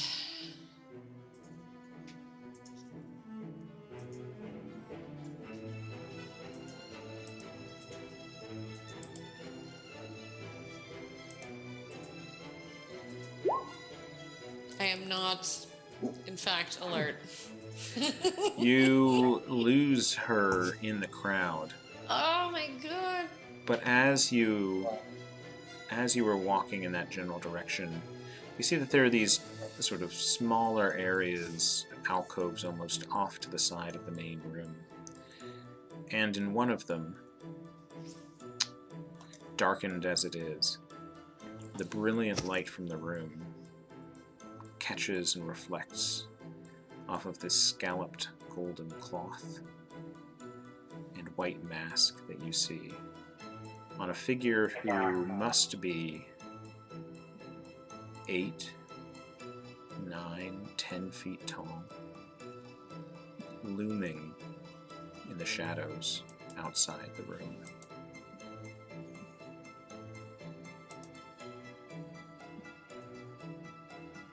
And I've shared that with you. I wish you hadn't. But now you have.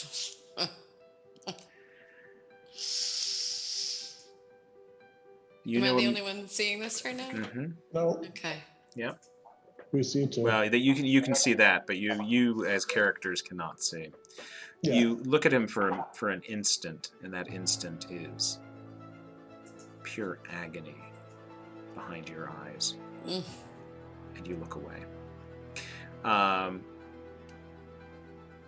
And Charlie, you're headed over toward this figure in the Hawaiian shirt when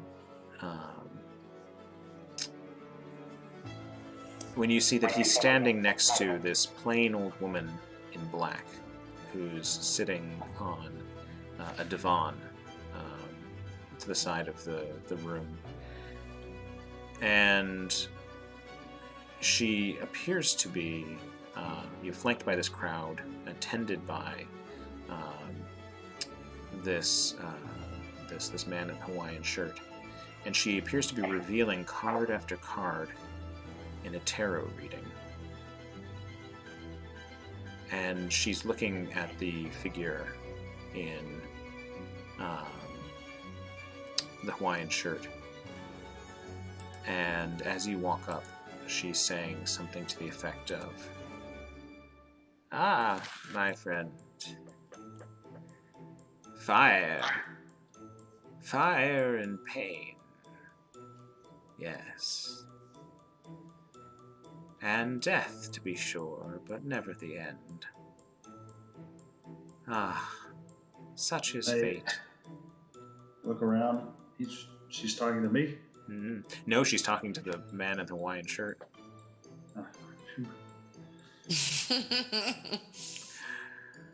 Ah, and here we are. She does turn to you. The fool who caused it. And she picks up a card, and you see it's a copy of The Fool. Would you like a reading? Hasn't started off very promising. Well, his end is no indication of your future, surely.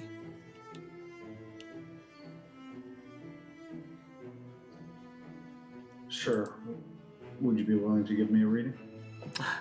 Madam Sosostris will certainly allow you to come and see the cards. She pats the divan and says, "Shall you sit or shall you stand?"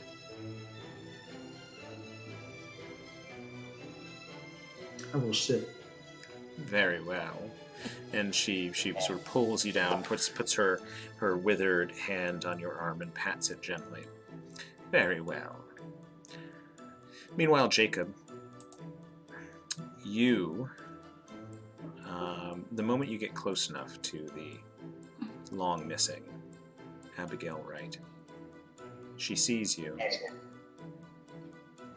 rushes to you, and pulls you aside to this curtained area near the dais. And she says, "Ah, I hoped you'd come. Oh, goodness, you got my note. Are any others here?" There are 2 others. Ah. Very well. Very well. At least you 3. At least you 3.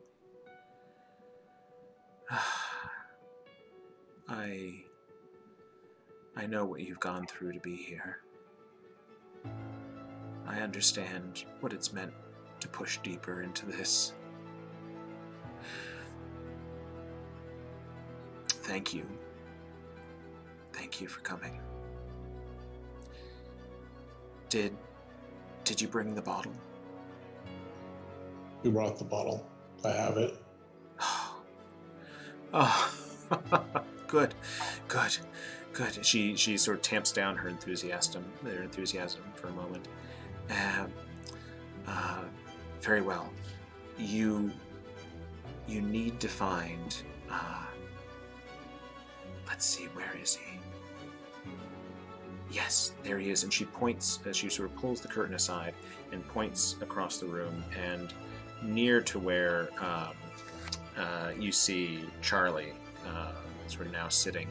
There is this sort of threadbare man wearing a mask that is sort of looks like the keys of a typewriter in a grid that he's wearing across his face.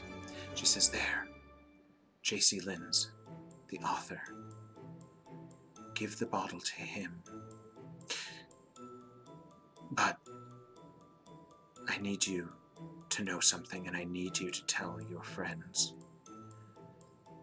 When you give him the bottle, you must leave before the king comes. The masquerade ends when the king comes, and you cannot be here." Okay. So first point of clarification, actually, Charlie has the bottle, right? Not me. I think I messed that up, but Okay, yep, that's fine. I have Jack's bottle. That's right.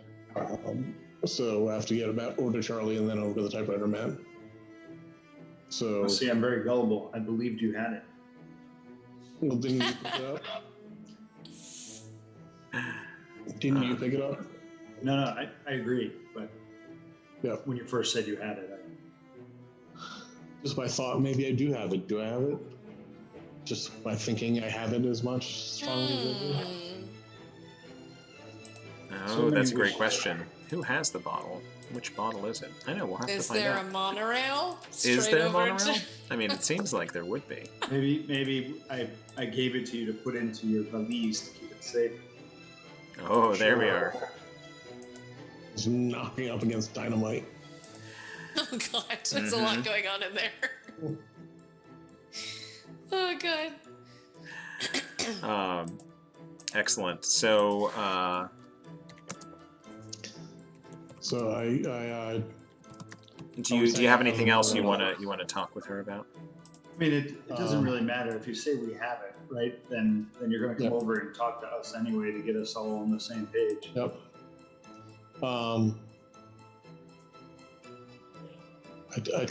whisper to her, "Should we kill the king?"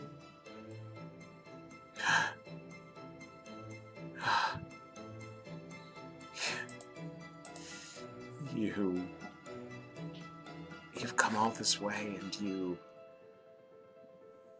still don't understand. You can't kill the king. The play. The king is the play. The play exists to make itself.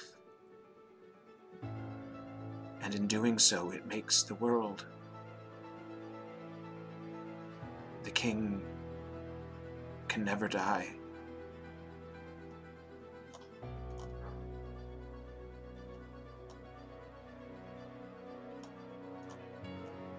Okay. What about you? So this is the first moment that she seems sort of disturbed. It seems a bit sort of sad.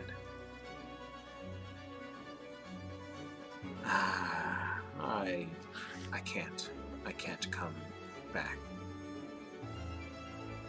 I've been here too long. If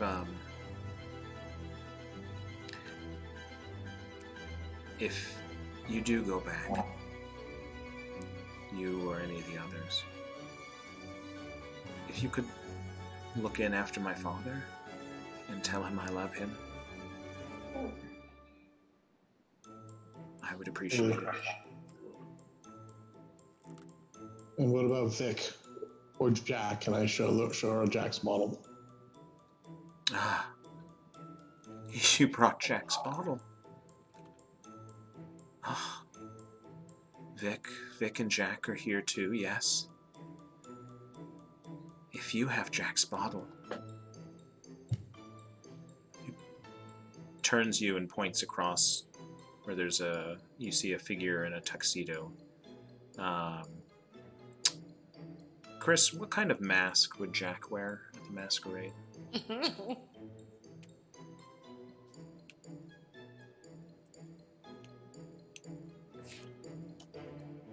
Could he wear, well, he'd be military minded, so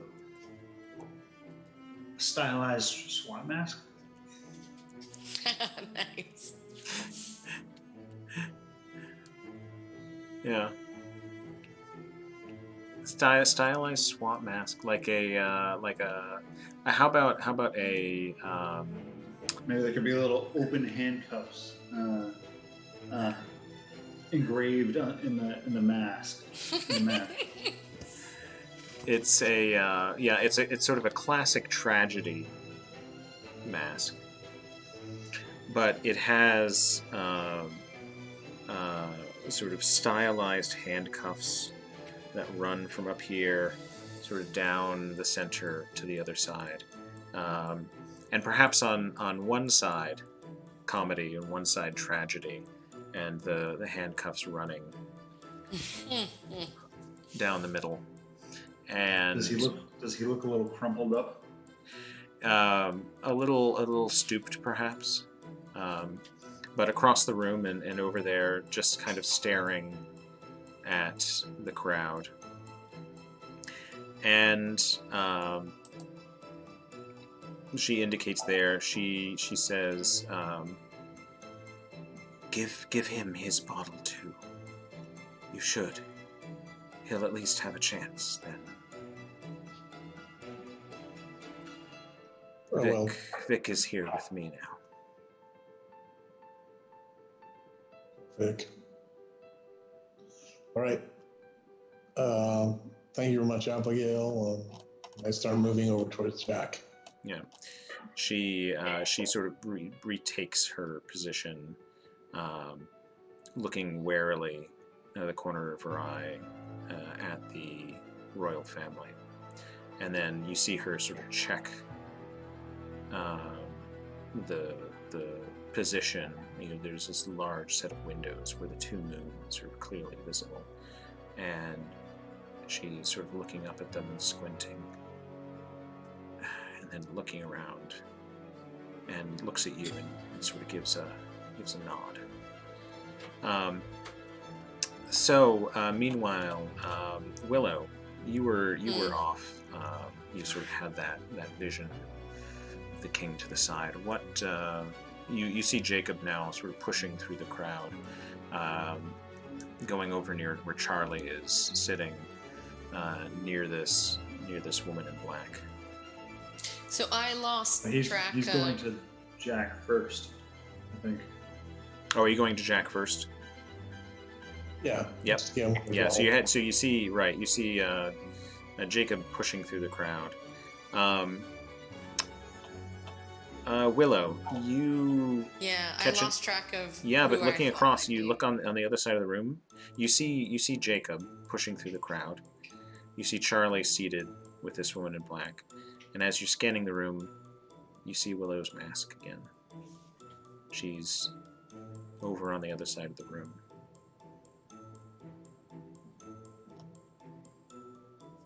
Other side away from where they are. Yes. I'm gonna make one more attempt to go track her down. You head in that direction. Charlie, you are in the midst of a reading. And That's right. I guess I'm easily distracted. me both. We're just like, do, do, do, do, do. Mission? What mission? Shiny. And the reading has centered in particular on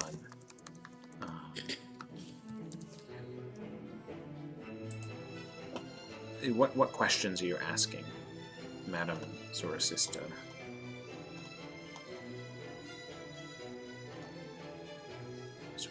Sosostris. Am I doing what I should be doing? Are you doing what you should be doing? Ah, such a question. And she shuffles her deck, stacking and spinning the cards in this impressive display. And she pulls one, and it's a man with a large sword. He appears to almost be swallowing, but instead of going sort of down his throat, it's come out the back of his throat. The King of Sowans. Well, let's just say that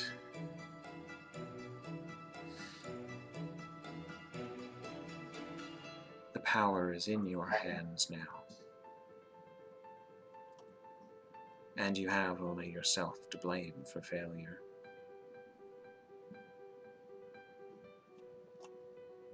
What else will you ask of me?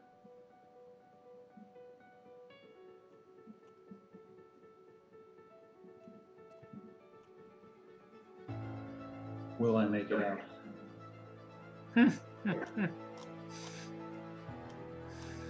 And she takes her withered hand and sort of pats you on your cheek. Perhaps. She pulls one of the cards out of her deck unseen.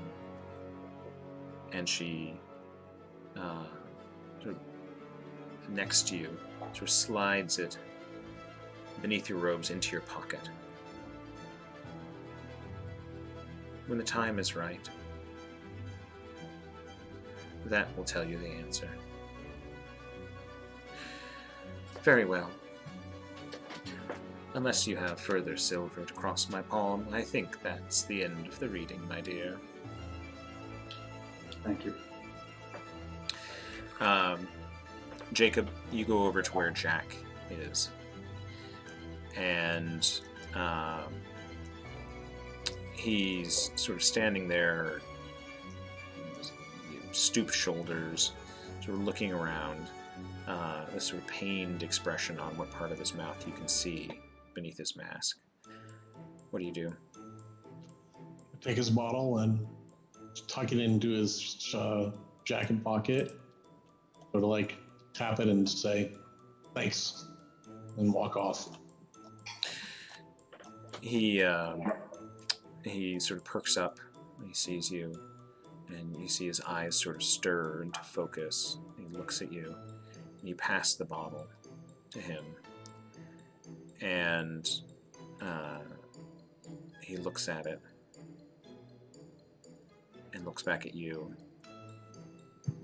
and he nods, and then begins to move over to one of the side tables in the room that's piled with food and drink. Jacob, what do you do then? Start moving towards Charlie. Willow, you are off to the other side of the room. If you could make me an alertness check. Super good. I'm going the opposite direction. Okay.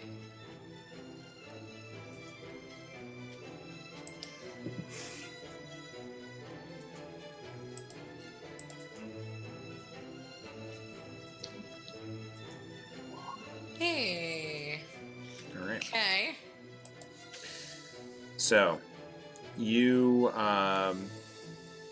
were probably feet away from where you feel Poppy is, and you're sort of looking over your shoulder, and you see that Jacob and Charlie are connecting with each other. But you know that if you sort of push on a few feet more, you'll be able to find Poppy. And she turns, and you see, again, feet away, a momentary recognition in her eyes. She laughs gaily at something somebody nearby says, and it's that old familiar laugh that you grew up knowing so well.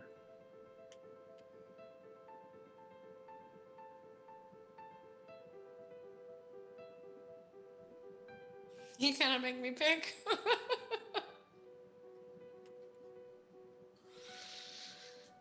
Oh, God.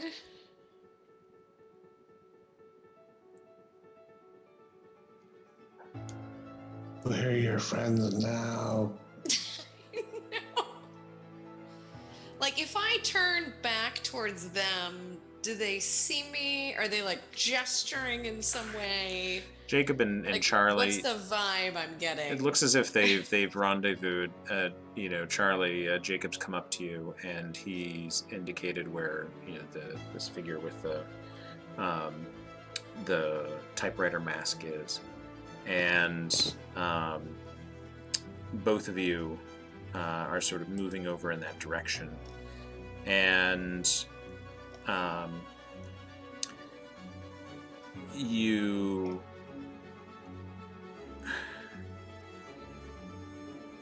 you're both moving over toward J.C. Lynn's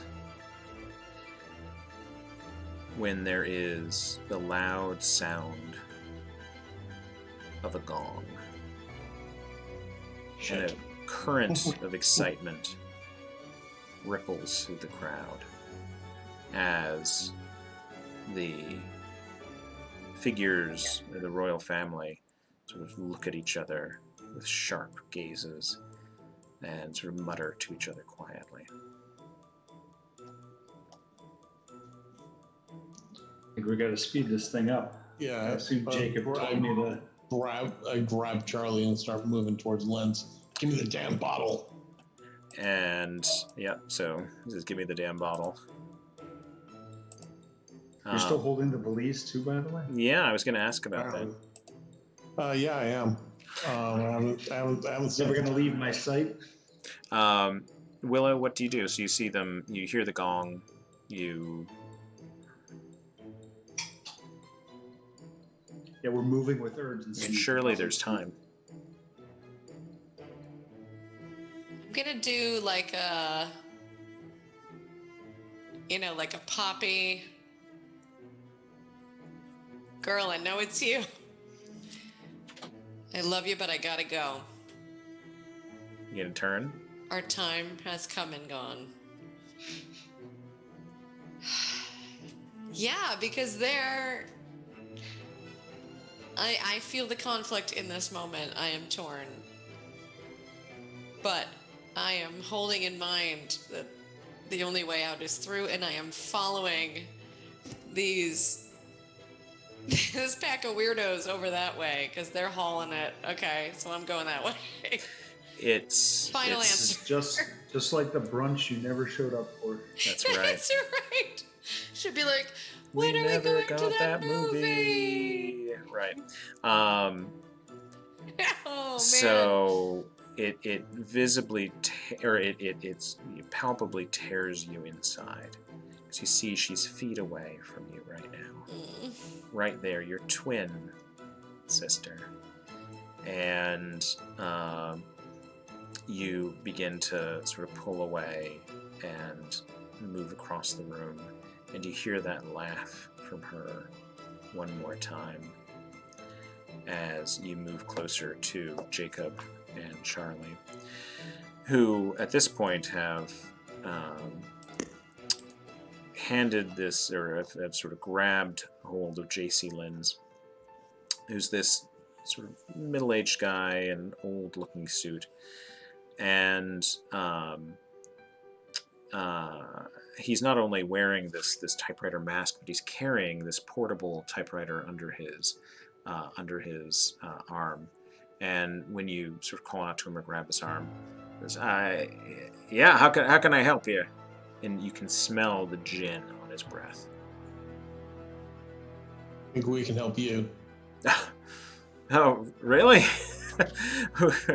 Sure. How can you help me? I mean, I've been a little out of ideas lately, kind of on the skids. But yeah, what can you do for me? We produced the bottle. He looks at you both. Wait, really? Really? Oh, you fellas. Oh, you sons of bitches. Yes, yes.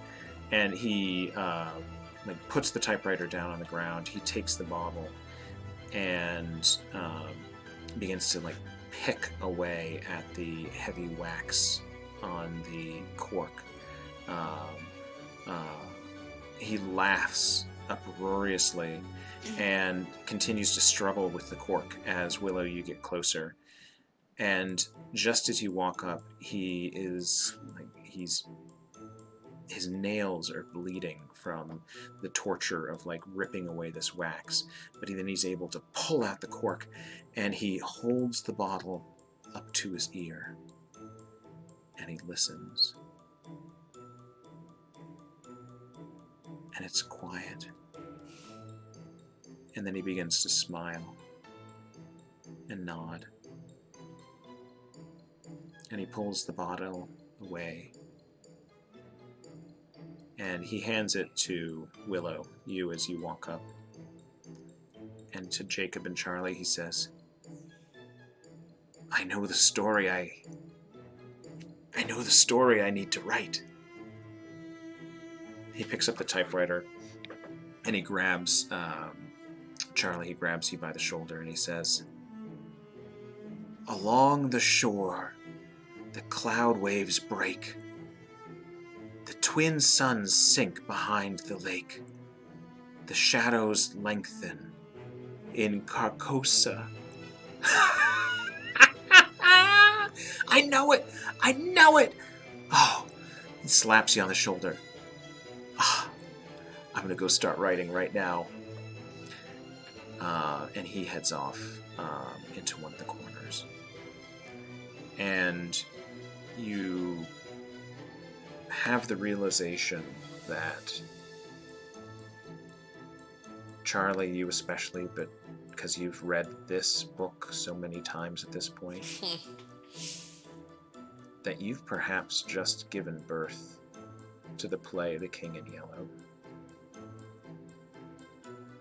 Here with J.C. Lentz, the author. Dun, dun, dun. The gong sounds again. And Jack is... You look across the room, and he's also opened his bottle. And Chris, Jack is listening to his bottle, and you are in control of Jack. And as that second gong sounds, you feel, before you see, this large yellow presence near you, moving out from one of the archways. And you see the king moving past you. But then as you hear what's in the bottle, there's a sharp movement and that pallid mask turns you away. Make me a dodge roll.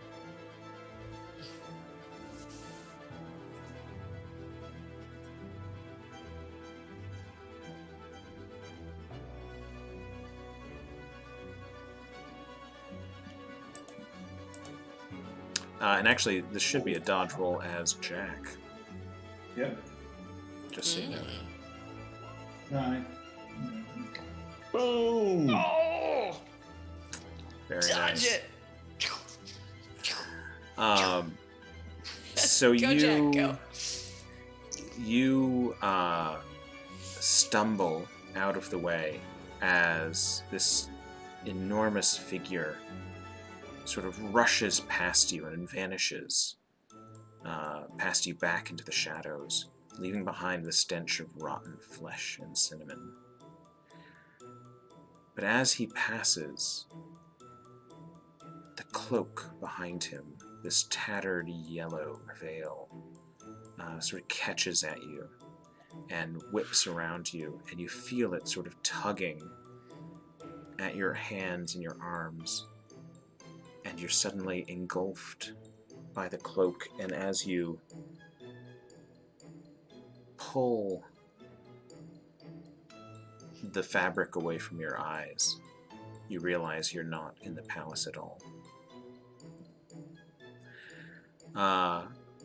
You're on a stage,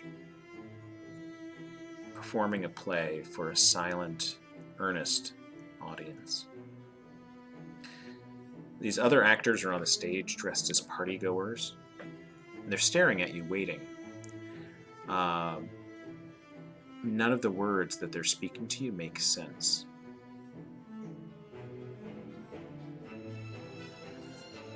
And you try to talk to them, and you can tell the words that you're trying to speak don't make sense to them either.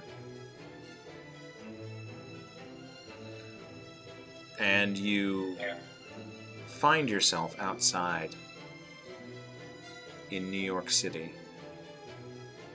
in 1955. And the theater marquee reads SPR OELM SZPO. Just like every word you hear or read, it's gibberish. Every word you write is gibberish. And inside your mind, you're coherent, but nothing you speak or write makes any sense. Eventually, you are taken in to a particular facility, and then eventually transferred to Boston, where a kindly intake nurse says to you as she pats your hand, "Oh dear, we don't have a name for you, do we? Well, I'll just put you down as Sunflower. You seem to like those. Isn't that nice?" And it's years later that you meet yourself and your friends at the Dorchester house. And you can't understand them or communicate with them in any way. But that flash of recognition finally occurs to you decades later as you see yourself, younger, walking down the hallway. You try to talk to yourself, but you don't make any sense to them. Back with Charlie at the party. That was great closure for Jack. But you don't make any sense. Okay, cut away. Love it. The rest of you have heard the second gong and seen the swirl of the yellow cloak. No, the cloak. Here I go. And do any of you do anything? Yeah, I think we were told to vacate the premises, right? Mm-hmm. Yeah. Too late. I mean, should we try to exit? Before I do, I set the clock for 3 Oh minutes. God, and, you're not. drop the Are you? bag. And where are you going to put it? As close to the DS as I can. So you're going to head in that direction? Yeah. It seems as if a lot of people are heading in that direction. All right, so you're going to head over there. Charlie and Willow. Charlie, you are you're off to the side. You see Jacob pressing forward, and the bodies are growing heavy around here as the sound of the gong occurs for a third time, and the band, the orchestra, begins to fade, and the royals on the dais straighten themselves up. It's hard to move through the crowd, though. But you do feel the weight of that piece of cardboard in your pocket, Charlie. Pull it out and take a look at it. I guess time is running out, right? You pull it out, and on the card, it's a picture of a door.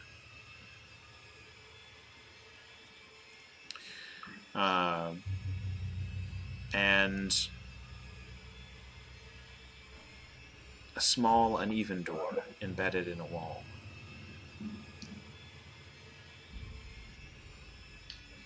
I look around to see if I see something that seems to match it as we're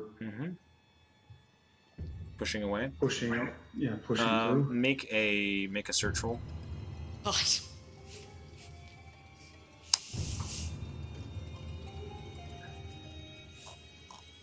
Remember, they're always saying cards are doors. That's part of this.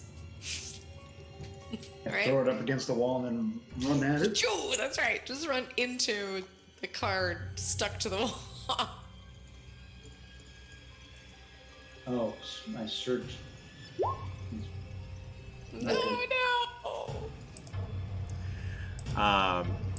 So meanwhile, Jacob, you are up near the dais, and you hear an exchange going on off to the side, and it appears that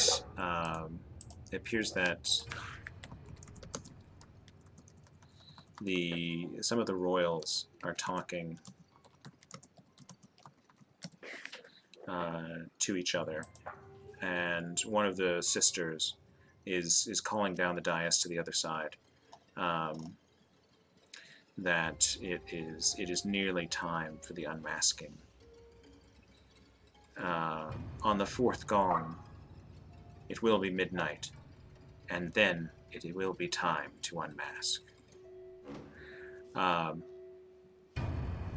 And Jacob, you're going to drop the bag up near that dais? Yep. Before I drop the bag, I put the 3 bottles of the whatchamacallit of Garibaldi and Lundin and whatever in the bag with the explosives. Very well.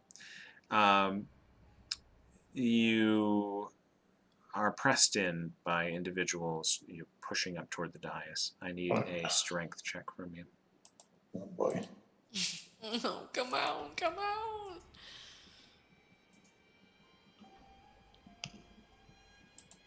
Hold on a second, I'm having a little computer issue here. Well, that just heightens the stress. So.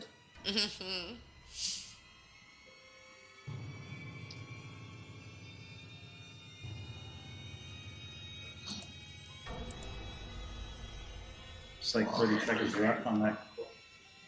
Right, there we go. Okay. Hold, please. Almost there. All right. Strength, you say? Oh, this is going to be great. Go. Look at that. 6%.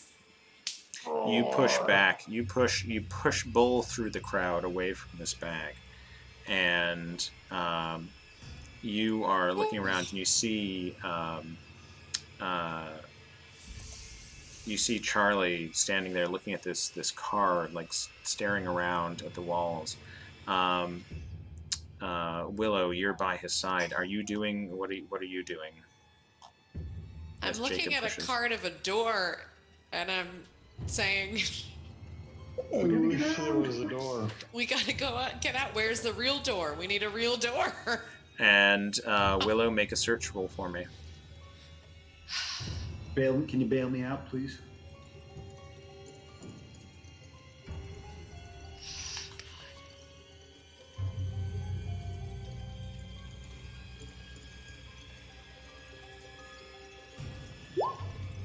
Oh, yes. Wow. So Willow, you're looking for a door, and I'm not destined to be the hero of this story. you're looking around this room, and you don't see a door, Oh. but you do see a large gray dog holding a red ball in his mouth. Oh, our old friend the dog. Off to the side, and you see that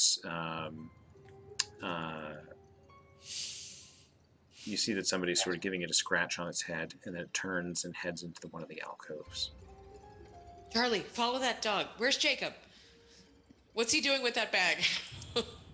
He doesn't have the bag anymore. Okay, good. We don't know it yet, but it seems to be a good thing. This party's gonna blow up. Oh my god. Follow that dog.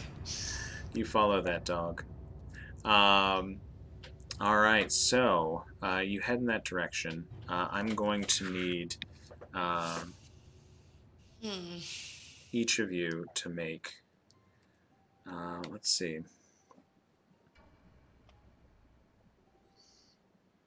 I'm going to need each of you. Yeah, you're going to head toward that alcove.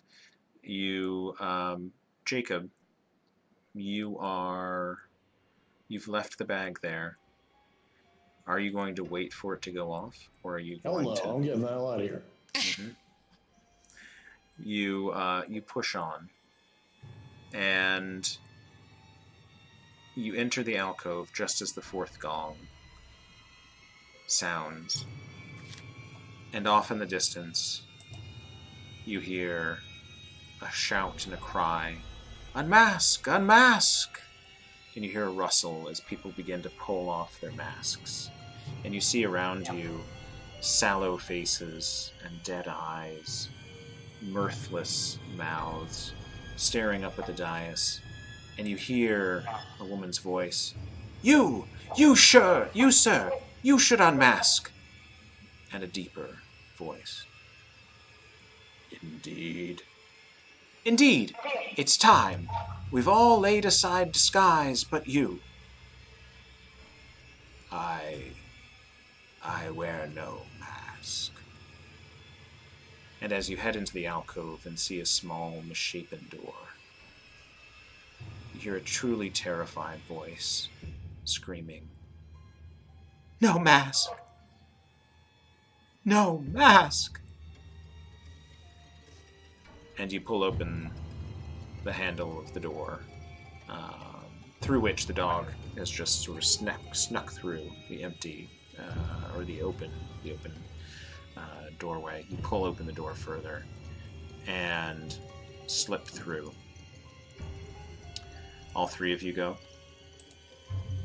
I do. Yeah. We're going. And as you close the door, there are screams that are beginning to rise up from the crowd. And you all find yourselves in the back shelves of a very familiar bookshop. Robert. And you hear from off in a distance a very familiar sort of old record playing, and you're able to navigate up to the front of the store, and there's Robert Roberts sitting at his little desk, And he looks up at you, and he has this book in his lap. And he says, "Did you find what you were looking for?"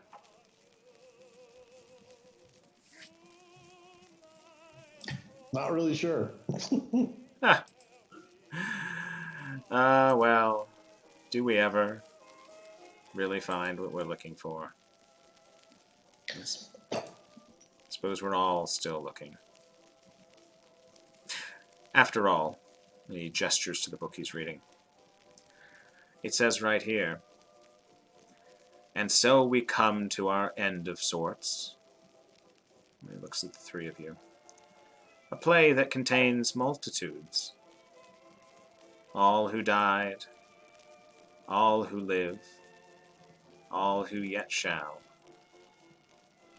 Upon this stage with us, forever.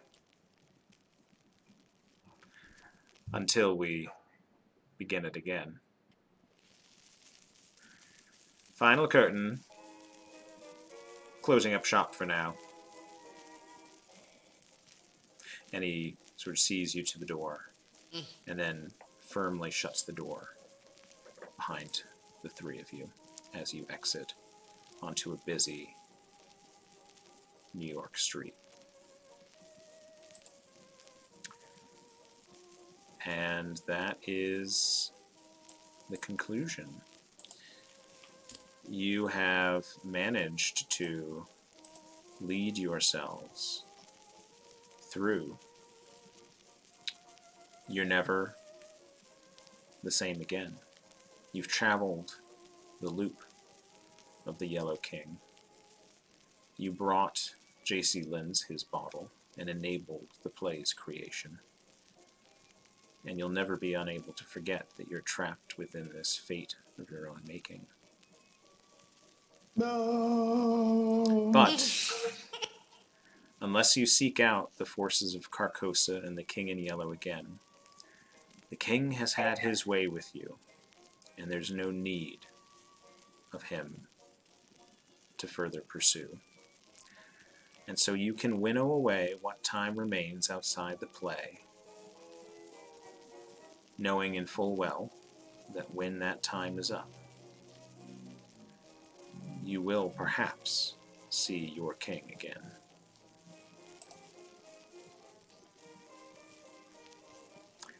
Thank you, guys.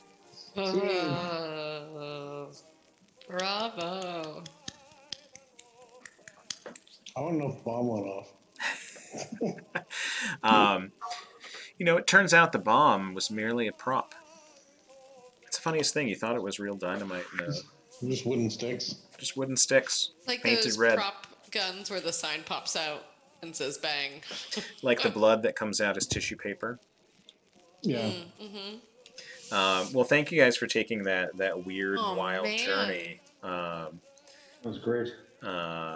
I feel like you, by all three of you making it through. I know that poor Jack, I feel like got at least he got out of the party. I don't know if it was better or worse. It got weird for Jack. Probably worse. It was great. I do like the idea of Jack getting to meet himself. So again, Amazing. but yeah. So yeah, you all made it out, which I feel like is a solid win.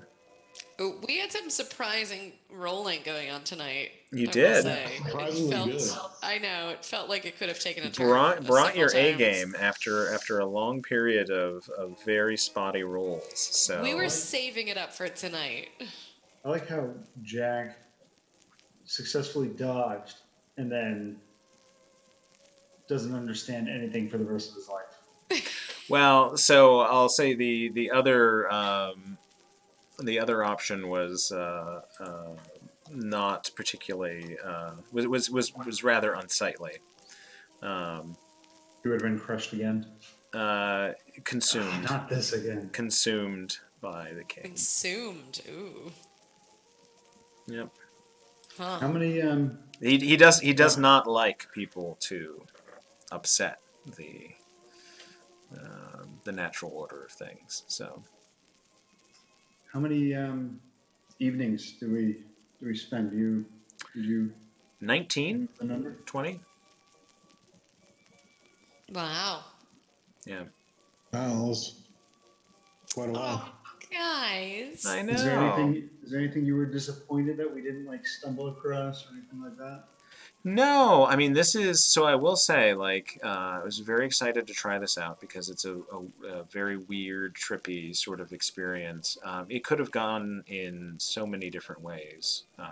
And so apologies, at any points, because I was really trying to, it's very much a non-linear sort of experience. And so you could have gone in, like, literally there's content if you want to dig into the back, you dig into the lives and investigate the orderlies at the Dorchester House. Oh, wow. And so having that sort of sandboxy ability to sort of head out in these different directions, you can do it, but it's not necessary, but you may have a glimpse into other aspects of what's going on, this sort of swirling thing. I was thinking about Yeah. trying to shoot Ambrose. Would that have done anything? It might have. I mean, it's this mix of with the king, and especially closer that you get to the center of it. It's a blend of, as you found out, your wishes and your desires and your beliefs sort of changing things, making them mutable, while at the same time there's this current of like determinism of like things are going to happen a certain way. So Ambrose, one thing you didn't come across is like Ambrose is this figure who's trapped in the king's orbit who makes or is involved in helping to move around logistically almost everything. You could have found all of the different items from Abigail's apartment stacked up and ready to bring. Yeah, we sort of skipped past like the two boxes. I was thinking about, checking out the two boxes, and then we went right to the merry-go-round or whatever. So, Yeah. but I was thinking like, based on what you were describing, it sounded like he was a major supplier of these things that are utilized in creating or perpetuating the problem or whatever. I Right. assume that it wouldn't have brought the whole thing down if I had shot him, but it would have been maybe a feeling of Yeah. like we threw a wrench in the works, at least That's right. temporarily. Exactly. Who knows? Maybe then Jack would have been recruited as the new Ambrose. No? It's definitely interesting because the play is the vector, and the fascinating thing with the yellow sign is this idea of it's almost a meme of sorts. It's this idea that you have this thing, this piece that begins to get into people's minds, and then they're continuing to spill it across into other places, because all you want to do is to share it. And It's funny, we sort of trusted the list, right? And then we trusted Abigail. Abigail said, "Go give him his bottle," and so we did it. Yeah. And then it resulted in. Yep. And it resulted in the play being written, right? Right. So really, we should have just smashed all the bottles when we had an opportunity. Probably. It was an option. I will read this one thing that that the author, the actual author of this book, Dennis Detweiler, Yeah, wrote. it's creepy. I don't want to hear it. Well, it's a cute little This piece. is reality now. We're fine. Okay. And it's about the act of playing it. And it goes, "This book has teeth, but one of you must eat it. Chew it and swallow it, and then act as the book might act. This is no small trick. Then there is the dance. Once the dance begins, others arrive. It's their job to pretend to be someone else, but to feel real fear. As they act, they dance. They dance with the person that has become the book. They dance with their real fear. They dance around a table, and a story is told in the tracks of their steps. But let us not forget the dice. The dice sing. The dice sing of opening doors and brains spraying across walls and the translation of books. The song of the dice lets you climb burning tapestries and scream and go mad and hide, weeping in the dark as marionettes spin in echoing tunnels of smooth stone. The dice sing a tune to which the false people dance, while the book inside leads you all on. And whether you want to or not, you dance. We all dance hand in hand, until the end of the world. And so I thought it was a very, the book itself is a very creative and interesting artifact unto itself. And so I just wanted to say I appreciate all of you coming to the dance and dancing along with this sort of interesting story. It was very fun and some elements, some very creepy elements. I think we got into it. Go ahead, Jason. Sorry. No, I was just wondering, was this one of those Roll20 kits that you had with all these items, or did you somehow collect all this? Or no, so I some of it they like basically art that they had in the book they made available that you could sort of pull and use, and so a portion of what I shared with you was art from the book, and then other stuff I found and put in. And the music was all stuff I had to find. And so it was a lot of fun to play with that. I liked the stuff tonight. That was good. Yeah. At the party. That was nice. We'll see what earns me a copyright violation. Yeah, seriously. Violate those copyrights. Well, this has been great. Thank you. Thanks for running it, and thank you guys for playing. Yeah. Yeah. I'm gonna miss going insane with you all. Tiny clowns. Hey, maybe it makes me very happy. We can move into D&D as well, and continue to pick that up and play that. And who knows? Maybe some child clowns will appear in the Frozen Wastes of Icewind Dale. Yeah, Frozen clowns. It'd be great if the other players are confused by our emotionally scarred characters. Seriously. Well, Bob already knows I'm going crazy creating my character. Yeah. So. Oh God, we're off to a bad start. Oh no. Or a good start. Maybe that's a good start. He just keeps demanding that he wear a red uniform with gold piping. Jason And a bearskin hat. And a bearskin hat. How can I turn into a bear if I don't have a bearskin hat? That's entirely fair. Good call. Oh, you guys. Well, it was a great ending. Thank you. Well, thank you for all of your effort too, Bob. I know it's a lot of work to make it fun for us. Yeah, well, you guys make it worthwhile, and so I really, really appreciate it, and being such good sports and going along with it and helping to provide feedback that makes me better, and just having fun reacting to what I put out there. So thank you all.